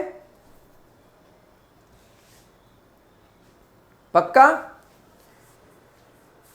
चलो अच्छा, अब एक बात मैं आपको बता दूं, नीट के या नीट से मिलते जुलते या जेई के बहुत सारे जो क्वेश्चंस होंगे वो बाजीगर सीरीज में ही हम लोग कवर करेंगे। जैसे अभी हम लोग पूरा थ्योरेटिकल पढ़ रहे हैं ना, अब हम लोग इसके बाद में सारे क्वेश्चंस करेंगे। हम लोग देखेंगे कि मोल कॉन्सेप्ट पर कैसे कैसे क्वेश्चंस आ सकते हैं, कहां कहां से क्वेश्चन आ सकते हैं, ठीक है। फिलहाल यहां पर मोल कॉन्सेप्ट को हम आगे बढ़ाते हैं। मोल कॉन्सेप्ट एक तरीके से खत्म हो गया और एक नया टॉपिक स्टार्ट करते हैं, which is called as percentage composition, which is called as percentage composition. Now what do you mean by percentage composition? भाई किसी भी कंपाउंड में एक एलिमेंट का कितना कंपोजिशन है in terms of its percentage by mass. समझ में आ रही बात आप लोगों को? परसेंटेज कंपोजिशन का मतलब होता है किसी भी कंपाउंड के अंदर एक एलिमेंट कितने परसेंट है बाय मास। फॉर एग्जाम्पल, अगर हम यहां पर बात करें वाटर, अगर हम लोग यहां पर बात करें फॉर वाटर, तो मुझे एक बात बताओ आप लोग, वाटर का मॉलिक्यूलर फॉर्मूला क्या होता है? H2O। अब हम लोग सब जानते हैं कि वाटर का जो टोटल मॉलिक्यूलर मास होता है वो होता है 18 ग्राम्स। AMU की जगह में ग्राम ले रहा हूं, तो अगर मेरे पास में 18 ग्राम पानी है तो वाटर में हाइड्रोजन कितना हो जाएगा? 2 ग्राम्स, और ऑक्सीजन कितना हो जाएगा? 16 ग्राम्स। यहां पर जब आप मॉलिक्यूलर मास और एटॉमिक मास की बात करोगे तो वो AMU में आता है, लेकिन हम यहां पर मोलर मास की बात कर रहे हैं, हम मास को ले रहे हैं ग्राम्स के अंदर। सो देयरफॉर अगर आपसे कोई पूछता है that what is the percentage composition of hydrogen, what is the percentage composition of hydrogen, तो आप यहां पर बोलोगे amount of hydrogen present 2 gram divided by total mass of the compound 18 grams multiply by 100। तो इस तरीके से आपको हाइड्रोजन का परसेंटेज कंपोजिशन मिल जाएगा। ये चला जाएगा 1 टाइम्स, ये चला जाएगा 9 टाइम्स, 9 इसको काटेगा, 9 1 जा 9, 1 कैरी 9 1 जा 9, 1.11 परसेंटेज। क्या बात समझ में आ रही है मेरे प्यारे बच्चों? सिमिलरली अगर आपसे कोई पूछता है भैया find the percentage composition of oxygen, तो आप ऑक्सीजन का परसेंटेज कंपोजिशन क्या करोगे? 100 में से 11.11% माइनस कर दोगे, है कि नहीं? सो ये 88.89% आपका ऑक्सीजन का परसेंटेज कंपोजिशन आ जाएगा, है कि नहीं? है कि नहीं? Easy, isn't it very easy? तो परसेंटेज कंपोजिशन आप लोग इस तरीके से निकाल सकते हो। क्या ये बात समझ में आ रही है? कोई दिक्कत? एक बार और एक चीज करके देखते हैं। Let's find the composition of calcium, let's find the composition of calcium in 10 grams of calcium carbonate. या चलो इसको एक काम करते हैं, let's take it 100 grams of calcium carbonate, या कुछ वैल्यू ना मेंशन करते हुए सीधा सीधा कैल्शियम कार्बोनेट लिख लेते हैं। अब यहां पर आप मुझे बताओ कि कैल्शियम कार्बोनेट में कैल्शियम का मास कितना होता है, मैं बताता हूं 40। कार्बन का मास कितना होता है, मैं बताता हूं 12। एंड ऑक्सीजन का मास कितना होता है, मैं बताता हूं 16। लेकिन ऑक्सीजन के मेरे पास में 3 एटम्स मौजूद हैं। So 40 plus 12 plus 48 will come out to be 100। इसका टोटल हो जाएगा 100। तो अब हमसे क्योंकि परसेंटेज कंपोजिशन ऑफ कैल्शियम पूछा गया है, तो हम यहां पर लिखेंगे percentage composition of calcium is equal to given mass of calcium, या what will be the mass of calcium. Calcium का मास 40 है, टोटल कैल्शियम कार्बोनेट का मास 100 है, मल्टीप्लाई बाय 100। 100 कट गया, ग्राम्स कट गया। 40% will be the composition of calcium in the calcium carbonate. समझ पाए आप लोग इस बात को? क्या इसके अंदर किसी को किसी भी तरीके की कोई भी डाउट, कोई भी परेशानी, कोई भी दिक्कत? चलो, तो अब अगर हम लोगों को यहां तक सब कुछ समझ में आ गया है बढ़िया तरीके से, तो अब हम लोग आगे चलते हैं और हमारे इंपॉर्टेंट टॉपिक की तरफ चलते हैं। इंपॉर्टेंट तो क्या मतलब, ठीक है, आपको आना चाहिए। That is empirical and molecular formula. Empirical and molecular formula, ठीक है। अब इस चीज को बढ़िया तरीके से समझते हैं और इसके बीच में एक रिलेशनशिप है वो देखेंगे, और एक दो टाइप के क्वेश्चंस आने की पॉसिबिलिटीज है वो भी हम लोग इस बारे में डिस्कस करेंगे। अच्छा, बाजीगर सीरीज के स्टूडेंट्स, नीट 24-25 के एस्पायरेंट्स, बच्चों इस बात को ध्यान दो कि हम लोग अभी जो कॉन्सेप्ट्स पढ़ रहे हैं इसके ऊपर एक डिटेल डीपीपी सेशन आएगा, और वो डीपीपी सेशन लाइव होगा एंड हम उसके अंदर हमारे क्वेश्चन सॉल्विंग करेंगे। तो अभी आप लोग ये मत सोचो कि नंबर ऑफ क्वेश्चंस हम लोग कम कर रहे हैं तो क्या करें, नहीं नहीं, अपन क्वेश्चन प्रैक्टिस के लिए डीपीपीज लेकर आएंगे और बहुत सारे क्वेश्चंस भी करेंगे, ठीक है। चलो, अब अगर अपन यहां पर बात करें मॉलिक्यूलर फॉर्मूला की, तो सर मॉलिक्यूलर फॉर्मूला क्या होता है? बेटा मॉलिक्यूलर फॉर्मूला आपको बताता है, it tells us the exact number of atoms, it tells us about the exact number of atoms that are present in a molecule। यानी एक मॉलिक्यूल के अंदर एग्जैक्टली कितने नंबर ऑफ एटम्स प्रेजेंट है, ये उसके बारे में हमको बताएगा। जैसे अगर मैं यहां पर एक एग्जांपल लूं ग्लूकोज का, तो आप एक बात समझिए कि ग्लूकोज के अंदर 6 कार्बन, 12 हाइड्रोजन और 6 ऑक्सीजन होते हैं। तो ये ग्लूकोज का एग्जैक्ट मॉलिक्यूलर फॉर्मूला हो गया। वहीं पर अगर अपन बात करें ग्लूकोज के अलावा एम्पेरिकल फॉर्मूला की, तो मेरे प्यारे बच्चों एम्पेरिकल फॉर्मूले का मतलब होता है, it basically denotes, empirical formula denotes the simple ratio of atoms, simple ratio of atoms that are present in a molecule,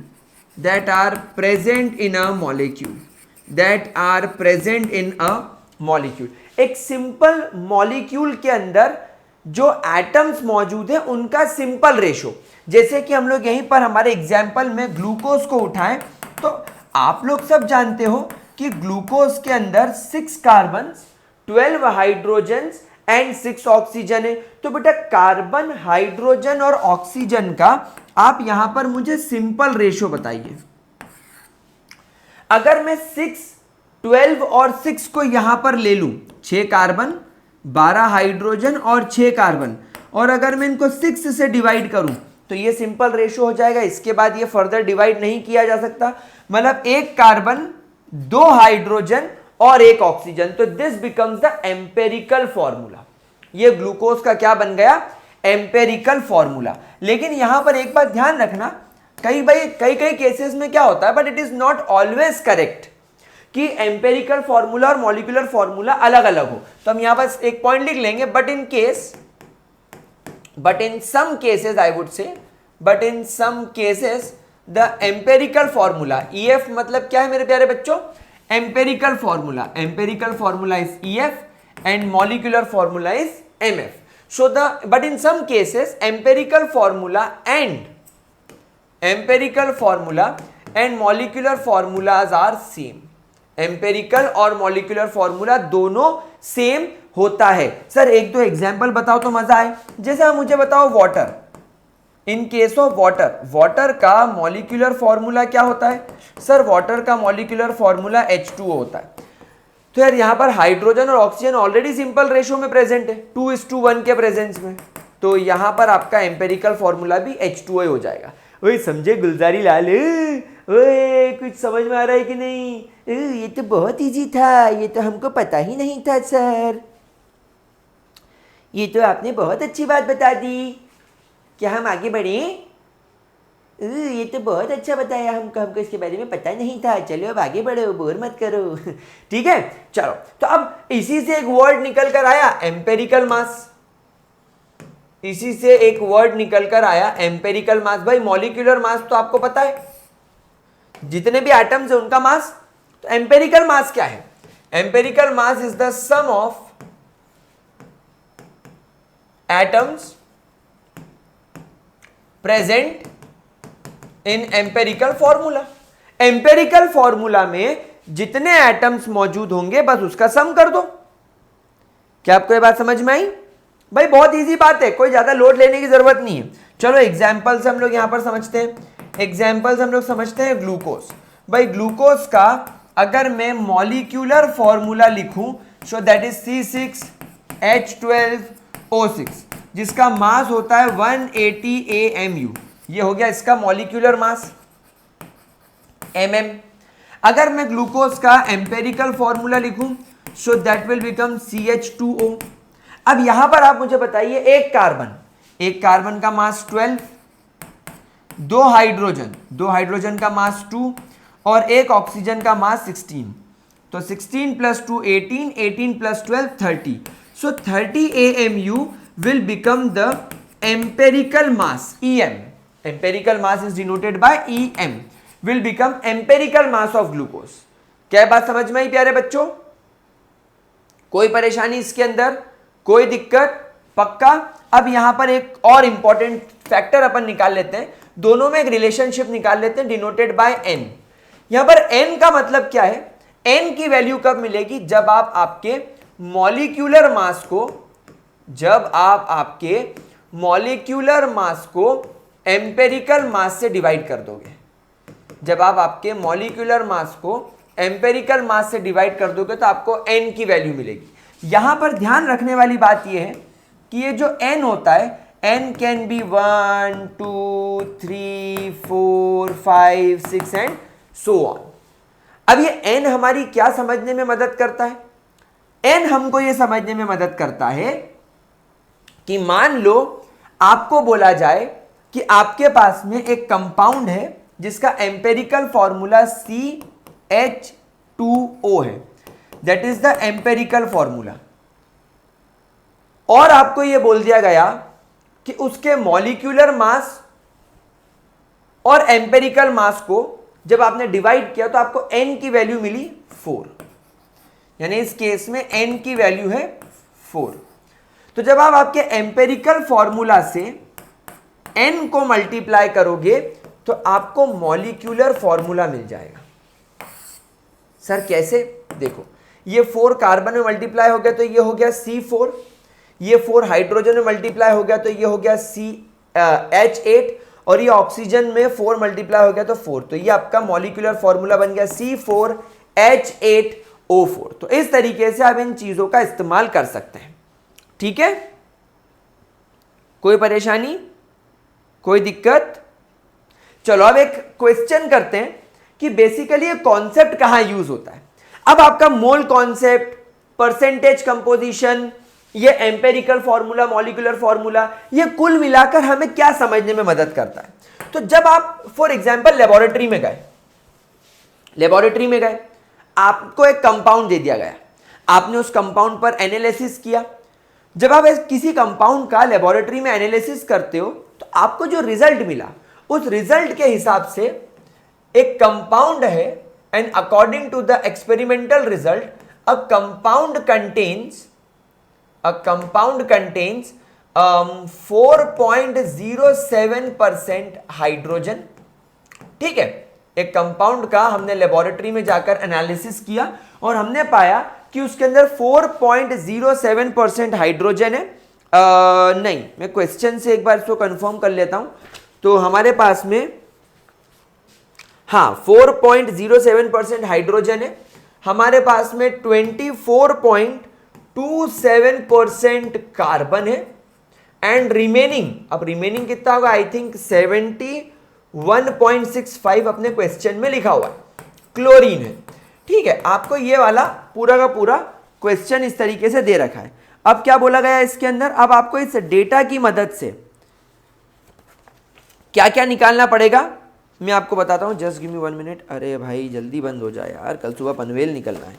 हाँ, तो अब आपको इसके बेसिस पर बताना है। अच्छा, इसमें एक चीज और दे रखी है कि जब आप एक्सपेरिमेंट कर रहे थे तो एक्सपेरिमेंट करते वक्त वही मास स्पेक्ट्रोमीटर समझाया था ना मैंने अभी थोड़ी देर पहले। मास स्पेक्ट्रोमीटर जिसमें आप सैंपल रखते हो तो आपको एटॉमिक मास पता चल जाता है, मॉलिक्यूलर मास पता चल जाता है। तो उससे आपको इसका मॉलिक्यूलर मास भी पता चल गया, दैट इज 98.96 AMU। तो अब आपको यहां पर ये बोल रहा है फाइंड करने को, find the empirical formula, find the molecular formula and find the empirical मास। ये तीन चीजें आपको इसकी फाइंड करनी है। तो अब ये इस तरीके के सवालों में, इस तरीके की चीजों में हमें यहां पर ये सारे कॉन्सेप्ट का इस्तेमाल करना होगा। अब देखो, क्योंकि चीजें परसेंटेज में दे रखी है, आपको परसेंटेज कंपोजिशन लगाना है, आपको मॉलिक्यूलर मास दे रखा है तो आपको एम्पेरिकल फॉर्मूला, मॉलिक्यूलर फॉर्मूला निकालने के लिए मोल कॉन्सेप्ट लगाना पड़ेगा, सिंपल रेशो कॉन्सेप्ट लगाना पड़ेगा। तो सीखते हैं क्वेश्चन कैसे सॉल्व करेंगे। देखो, सबसे पहली बात तो एक चीज की गांठ बांध लो, अगर इस तरीके का कोई सवाल आता है तो पहले इन परसेंटेज का टोटल करो। क्या ये श्योर शॉर्ट 100% हो रहा है? कई बार क्वेश्चन के अंदर आपको ऐसा दे दिया जाएगा कि भाई साहब आपके पास में हाइड्रोजन है 4.07%, आपके पास में कार्बन है 24.27% एंड क्लोरीन है।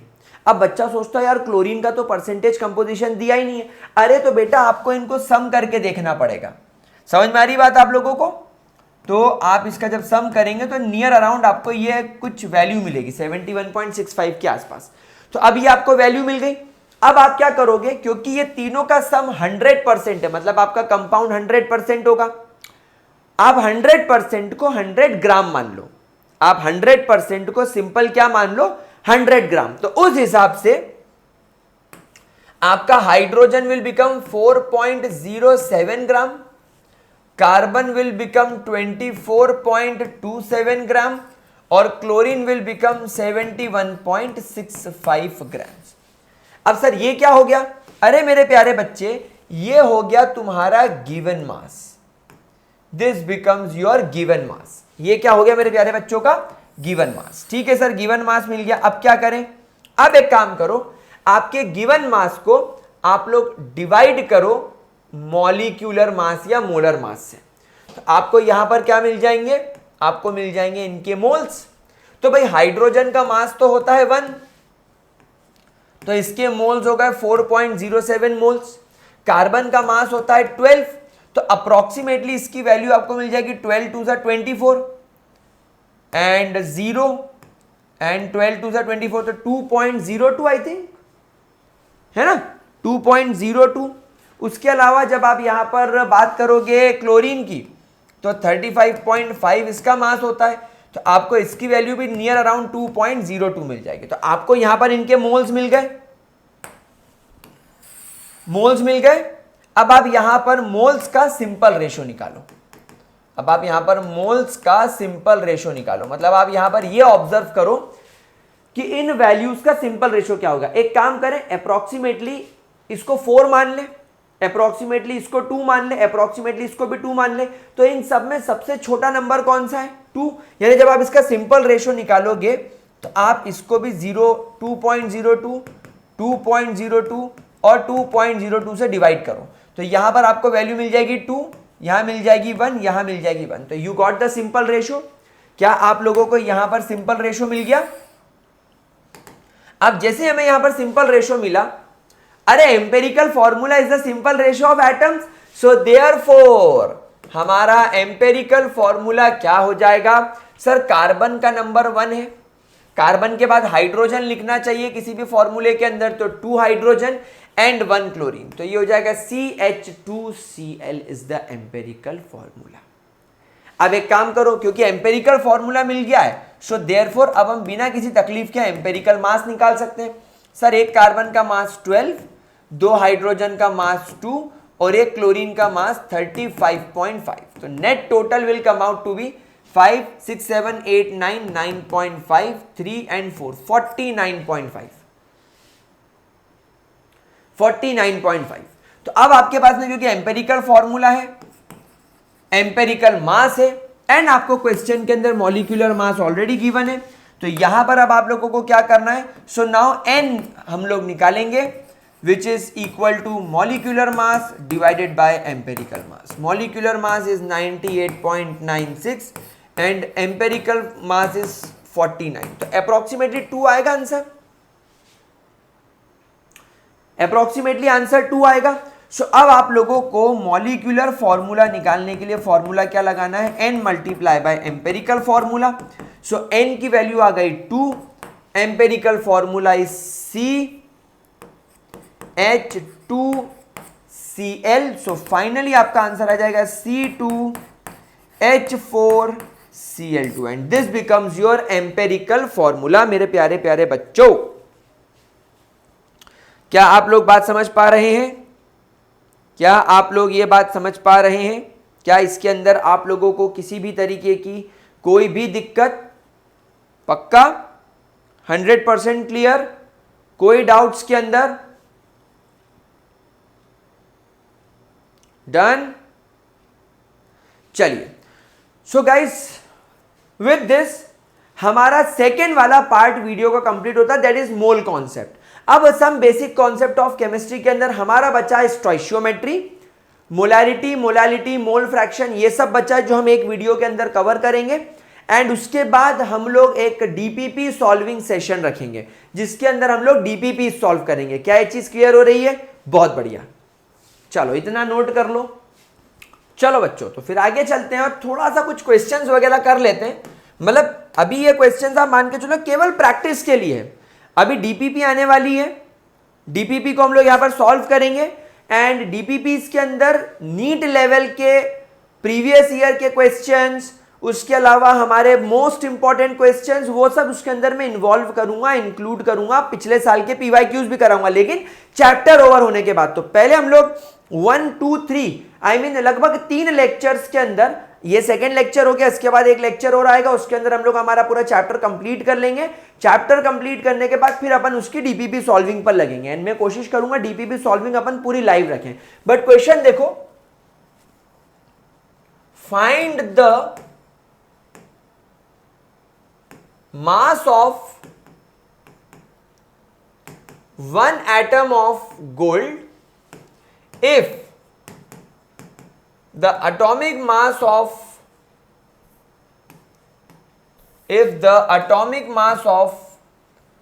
gold is 197.5 U। 197.5, एक बार मैं क्वेश्चन चेक कर लूं, क्या 195 ही दिया हुआ है क्वेश्चन में? नहीं, इट इज 196.67, 196.97, 196 दे रखा है, 196.97 दे रखा है यहाँ। चलो करो इस क्वेश्चन को, कैसे सॉल्व करोगे? देखो सिंपल सा, आप इसके अंदर यूनिटरी मेथड लगाओगे। यूनिटरी मेथड का मतलब क्या होता है? देखो मेरे हिसाब से एक बायोलॉजी स्टूडेंट को ज्यादा कॉम्प्लिकेटेड कैलकुलेशंस करने की बजाय सिंपलेस्ट की तरफ जाना चाहिए। मोल कॉन्सेप्ट आता है, हम लोग सब जानते हैं कि एक मोल के अंदर 6.022 इंटू 10⁻23 एटम्स होते हैं। यहां पर क्योंकि हम गोल्ड की बात कर रहे हैं तो गोल्ड के इतने एटम्स होंगे, और इतने एटम्स का मास कितना होगा, यानी 1 mole is equal to molecular mass in grams, यानी मोलर मास। यानी अगर मैं इसका U हटाकर अगर मैं इसके आगे केवल ग्राम लिख दूं तो ये इसका मोलर मास बन जाएगा। यानी मेरे हिसाब से अगर गोल्ड के इतने एटम्स मेरे पास में हुए तो उनका वजन इतना होगा। लेकिन सर मेरे से तो क्वेश्चन में वो ये पूछ रहा है कि मेरे को केवल एक एटम जो है गोल्ड का, केवल उसका मास निकालना है। तो सर उसका मास क्या हो जाएगा, मैं बोलूंगा यार मेरे को पता नहीं, उसका मास तो x हो जाएगा। अब आपने जो इक्वेशन बना ली है इसको जरा आप क्रॉस मल्टीप्लाई मार दो। तो जब आप इस इक्वेशन का क्रॉस मल्टीप्लीकेशन मारोगे तो x की वैल्यू आ जाएगी 196.97 डिवाइडेड बाय, ये नीचे आ जाएगा 6.022 इंटू 10 टू द पावर 23। आ गई आपको इक्वेशन बनाना? क्या आपको इक्वेशन करना आ गया? ठीक है, इसका आंसर आएगा 3.27 into 10 to the power -22 grams. ये आपके गोल्ड के एटम के, गोल्ड के एक एटम का मास है, गोल्ड के एक एटम का ये मास है। समझ में आई बात? ठीक है, चलो एक क्वेश्चन और करते हैं। How many atoms of carbon are present in 34.3 grams of sucrose. और जिन बच्चों को सुक्रोज का केमिकल फॉर्मूला नहीं पता, वेरी बैड, पता होना चाहिए। लेकिन ओए मैं हूं ना, और मैं सिखाऊंगा ना, किसका है तुमको इंतजार, में हूं ना, मैं सिखाता रहा हूं। चलो करो। अब यहां पर सबसे पहले एक इंपॉर्टेंट बात समझने की जरूरत है कि ये जो मॉलिक्यूलर फॉर्मूला है, ये देखकर मैं समझ रहा हूं कि अगर मेरे पास में C12H22O11 अगर मेरे पास में 1 मोल होगा, तो बेटा आप मेरे को एक बात बताओ, इस 1 मोल के अंदर कार्बन कितने दिख रहे हैं? 12। तो यहां पर कार्बन जो होगा वो 12 मोल होगा। हाइड्रोजन कितना होगा? हाइड्रोजन 22 मोल होगा। और ऑक्सीजन कितना होगा? 11 मोल होगा। क्या ये बात समझ में आ रही है मेरे प्यारे बच्चों? क्या ये बात आपको समझ में आ रही है?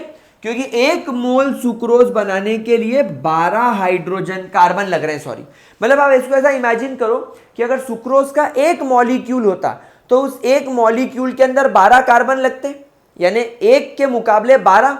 एक सुक्रोज के लिए 12 हाइड्रोजन, यानी एक को बनाने के लिए 12 गुना ज्यादा कार्बन लग रहे हैं, 12 टाइम्स मोर कार्बन। तो सीधी सी बात है, अगर ये 1 मोल होगा तो 12 टाइम मोर आपको कार्बन लगेगा, दैट इज 12 मोल। क्या बात समझ में आ गई? अब ठीक है, क्वेश्चन की तरफ चलते हैं। आप सबसे पहले सुक्रोज का मुझे मॉलिक्यूलर मास बता दो। तो जब आप सुक्रोज का मॉलिक्यूलर मास जोड़ोगे तो ये आएगा 12 144, देन 22 एंड देन 196।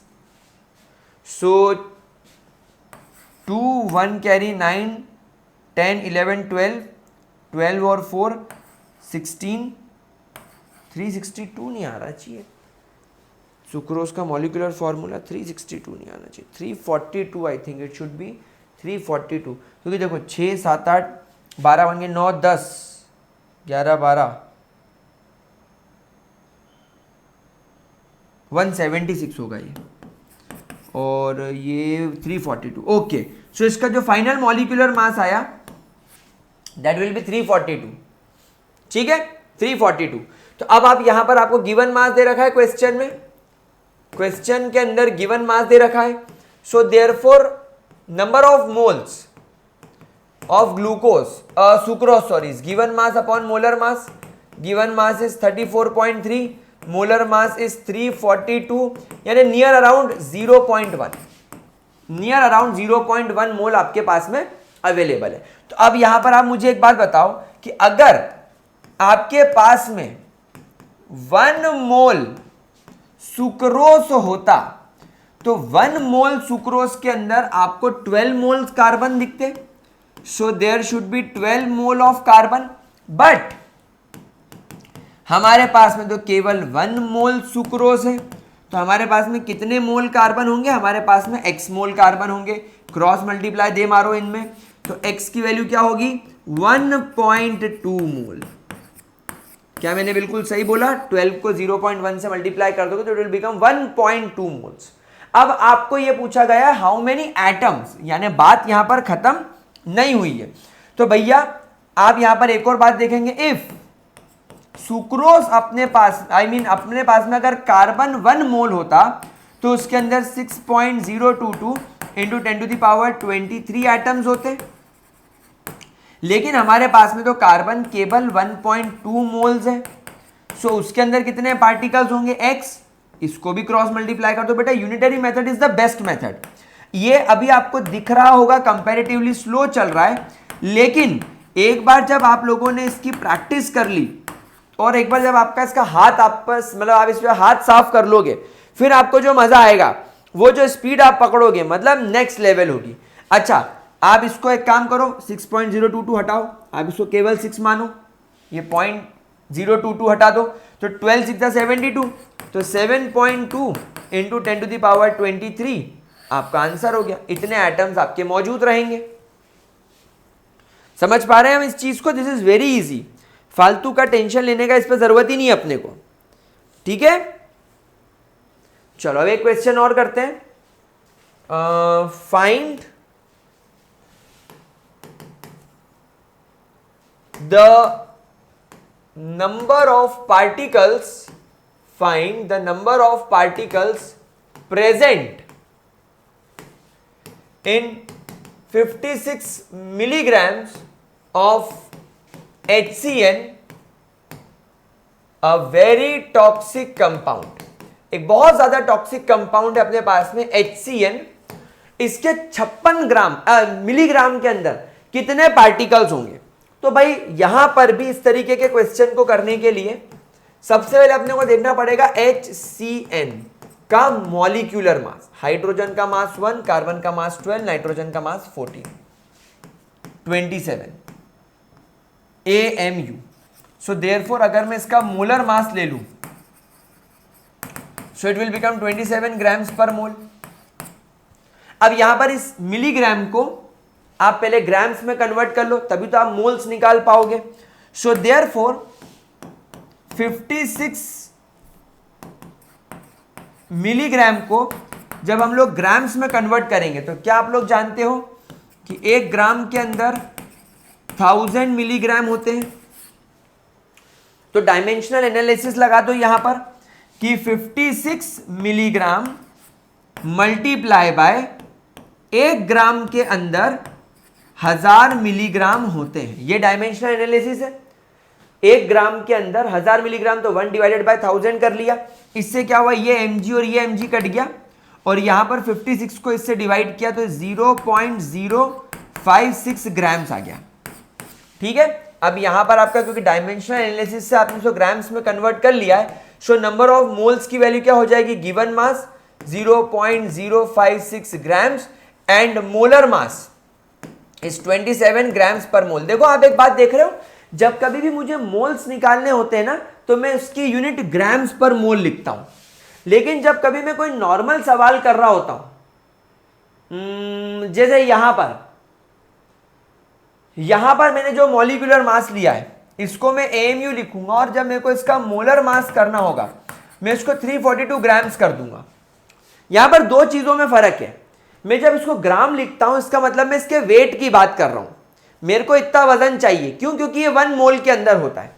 लेकिन जब मुझे मोल्स निकालना होगा, तो बेटा मेरे को यूनिट मोल चाहिए, इसलिए मैं ग्राम्स पर मोल कर देता हूं। बाकी है दोनों चीज सेम। अगर आप यूनिट ना लिखकर भी काम आगे बढ़ा सको तो बढ़ा लेना, आपको कोई चिंता करने की जरूरत नहीं कि आपको लकीर का फकीर बनना और आपको वही काम करना, नहीं, बिल्कुल करने की जरूरत नहीं है। अच्छा 27 2 टाइम्स काट देगा इसको, तो 0.002 मोल आपका आंसर हो गया।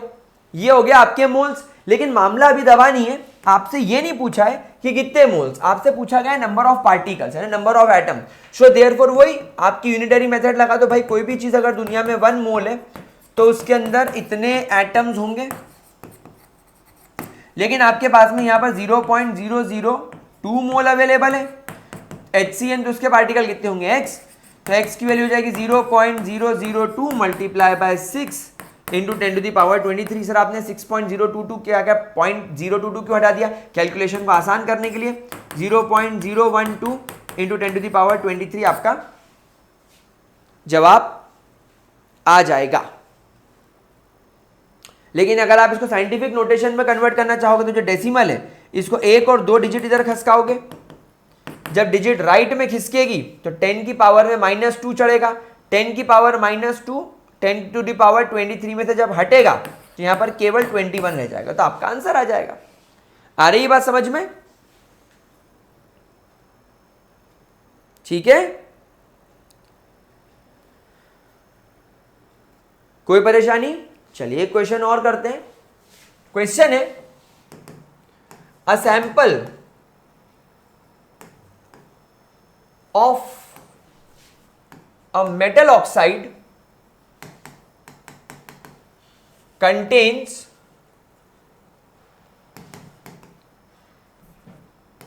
70% of iron and rest is oxygen so find its molecular formula। आपको उसका मॉलिक्यूलर फॉर्मूला निकालना है। करो जरा इस क्वेश्चन को, कैसे होगा भाई? बहुत इजी है क्वेश्चन सॉल्व करना हमारे लिए। भाई क्या करना है अपने को? सबसे पहले लिखना है आयरन कितना परसेंट है? 70%। तो obviously oxygen rest is oxygen मतलब 30%। ऑक्सीजन अब आप इसको, क्योंकि 70 + 30 100 होता है, मतलब आपका ये जो मेटल ऑक्साइड है ये 100% हुआ।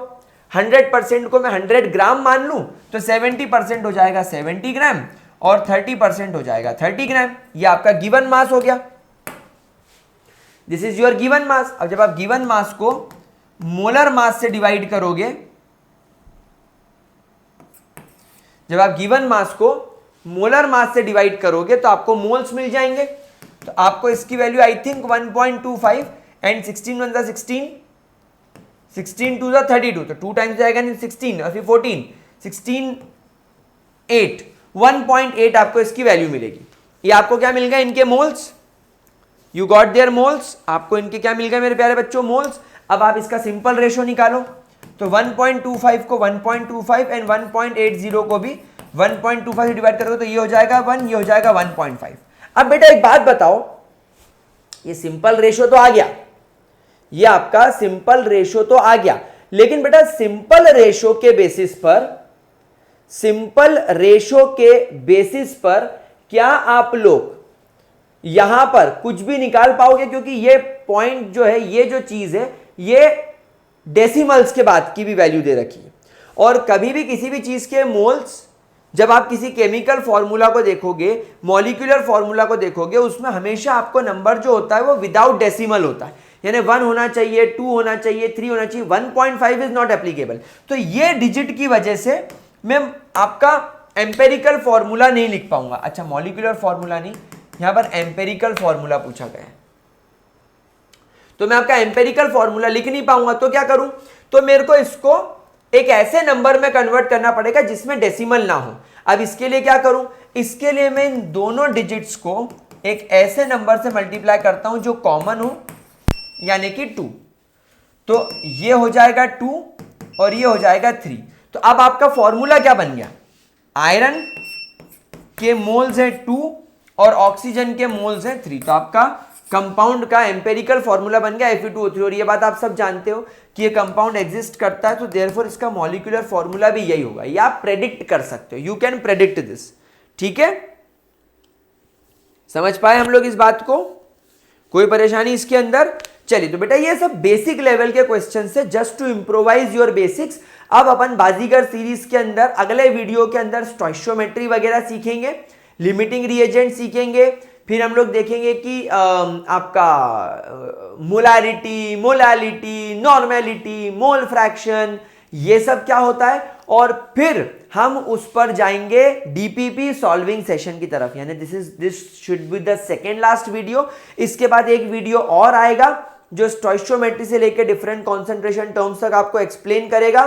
तो ये 3 वीडियो में हमारा पहला चैप्टर कंप्लीट हो जाएगा। फिर हम एक लेक्चर लेंगे, लाइव लेंगे या रिकॉर्डेड लेंगे, वो बहुत जल्दी पता चल जाएगा। उसमें मैं आपको करवाऊंगा डीपीपी वीडियो के साथ ही डीपीपी का लिंक भी अटैच होगा, वो टेलीग्राम पर भी फॉरवर्ड हो जाएगा। हमारा व्हाट्सएप ग्रुप बहुत जल्दी बनने वाला है। But till then thank you so much for watching, bye bye guys.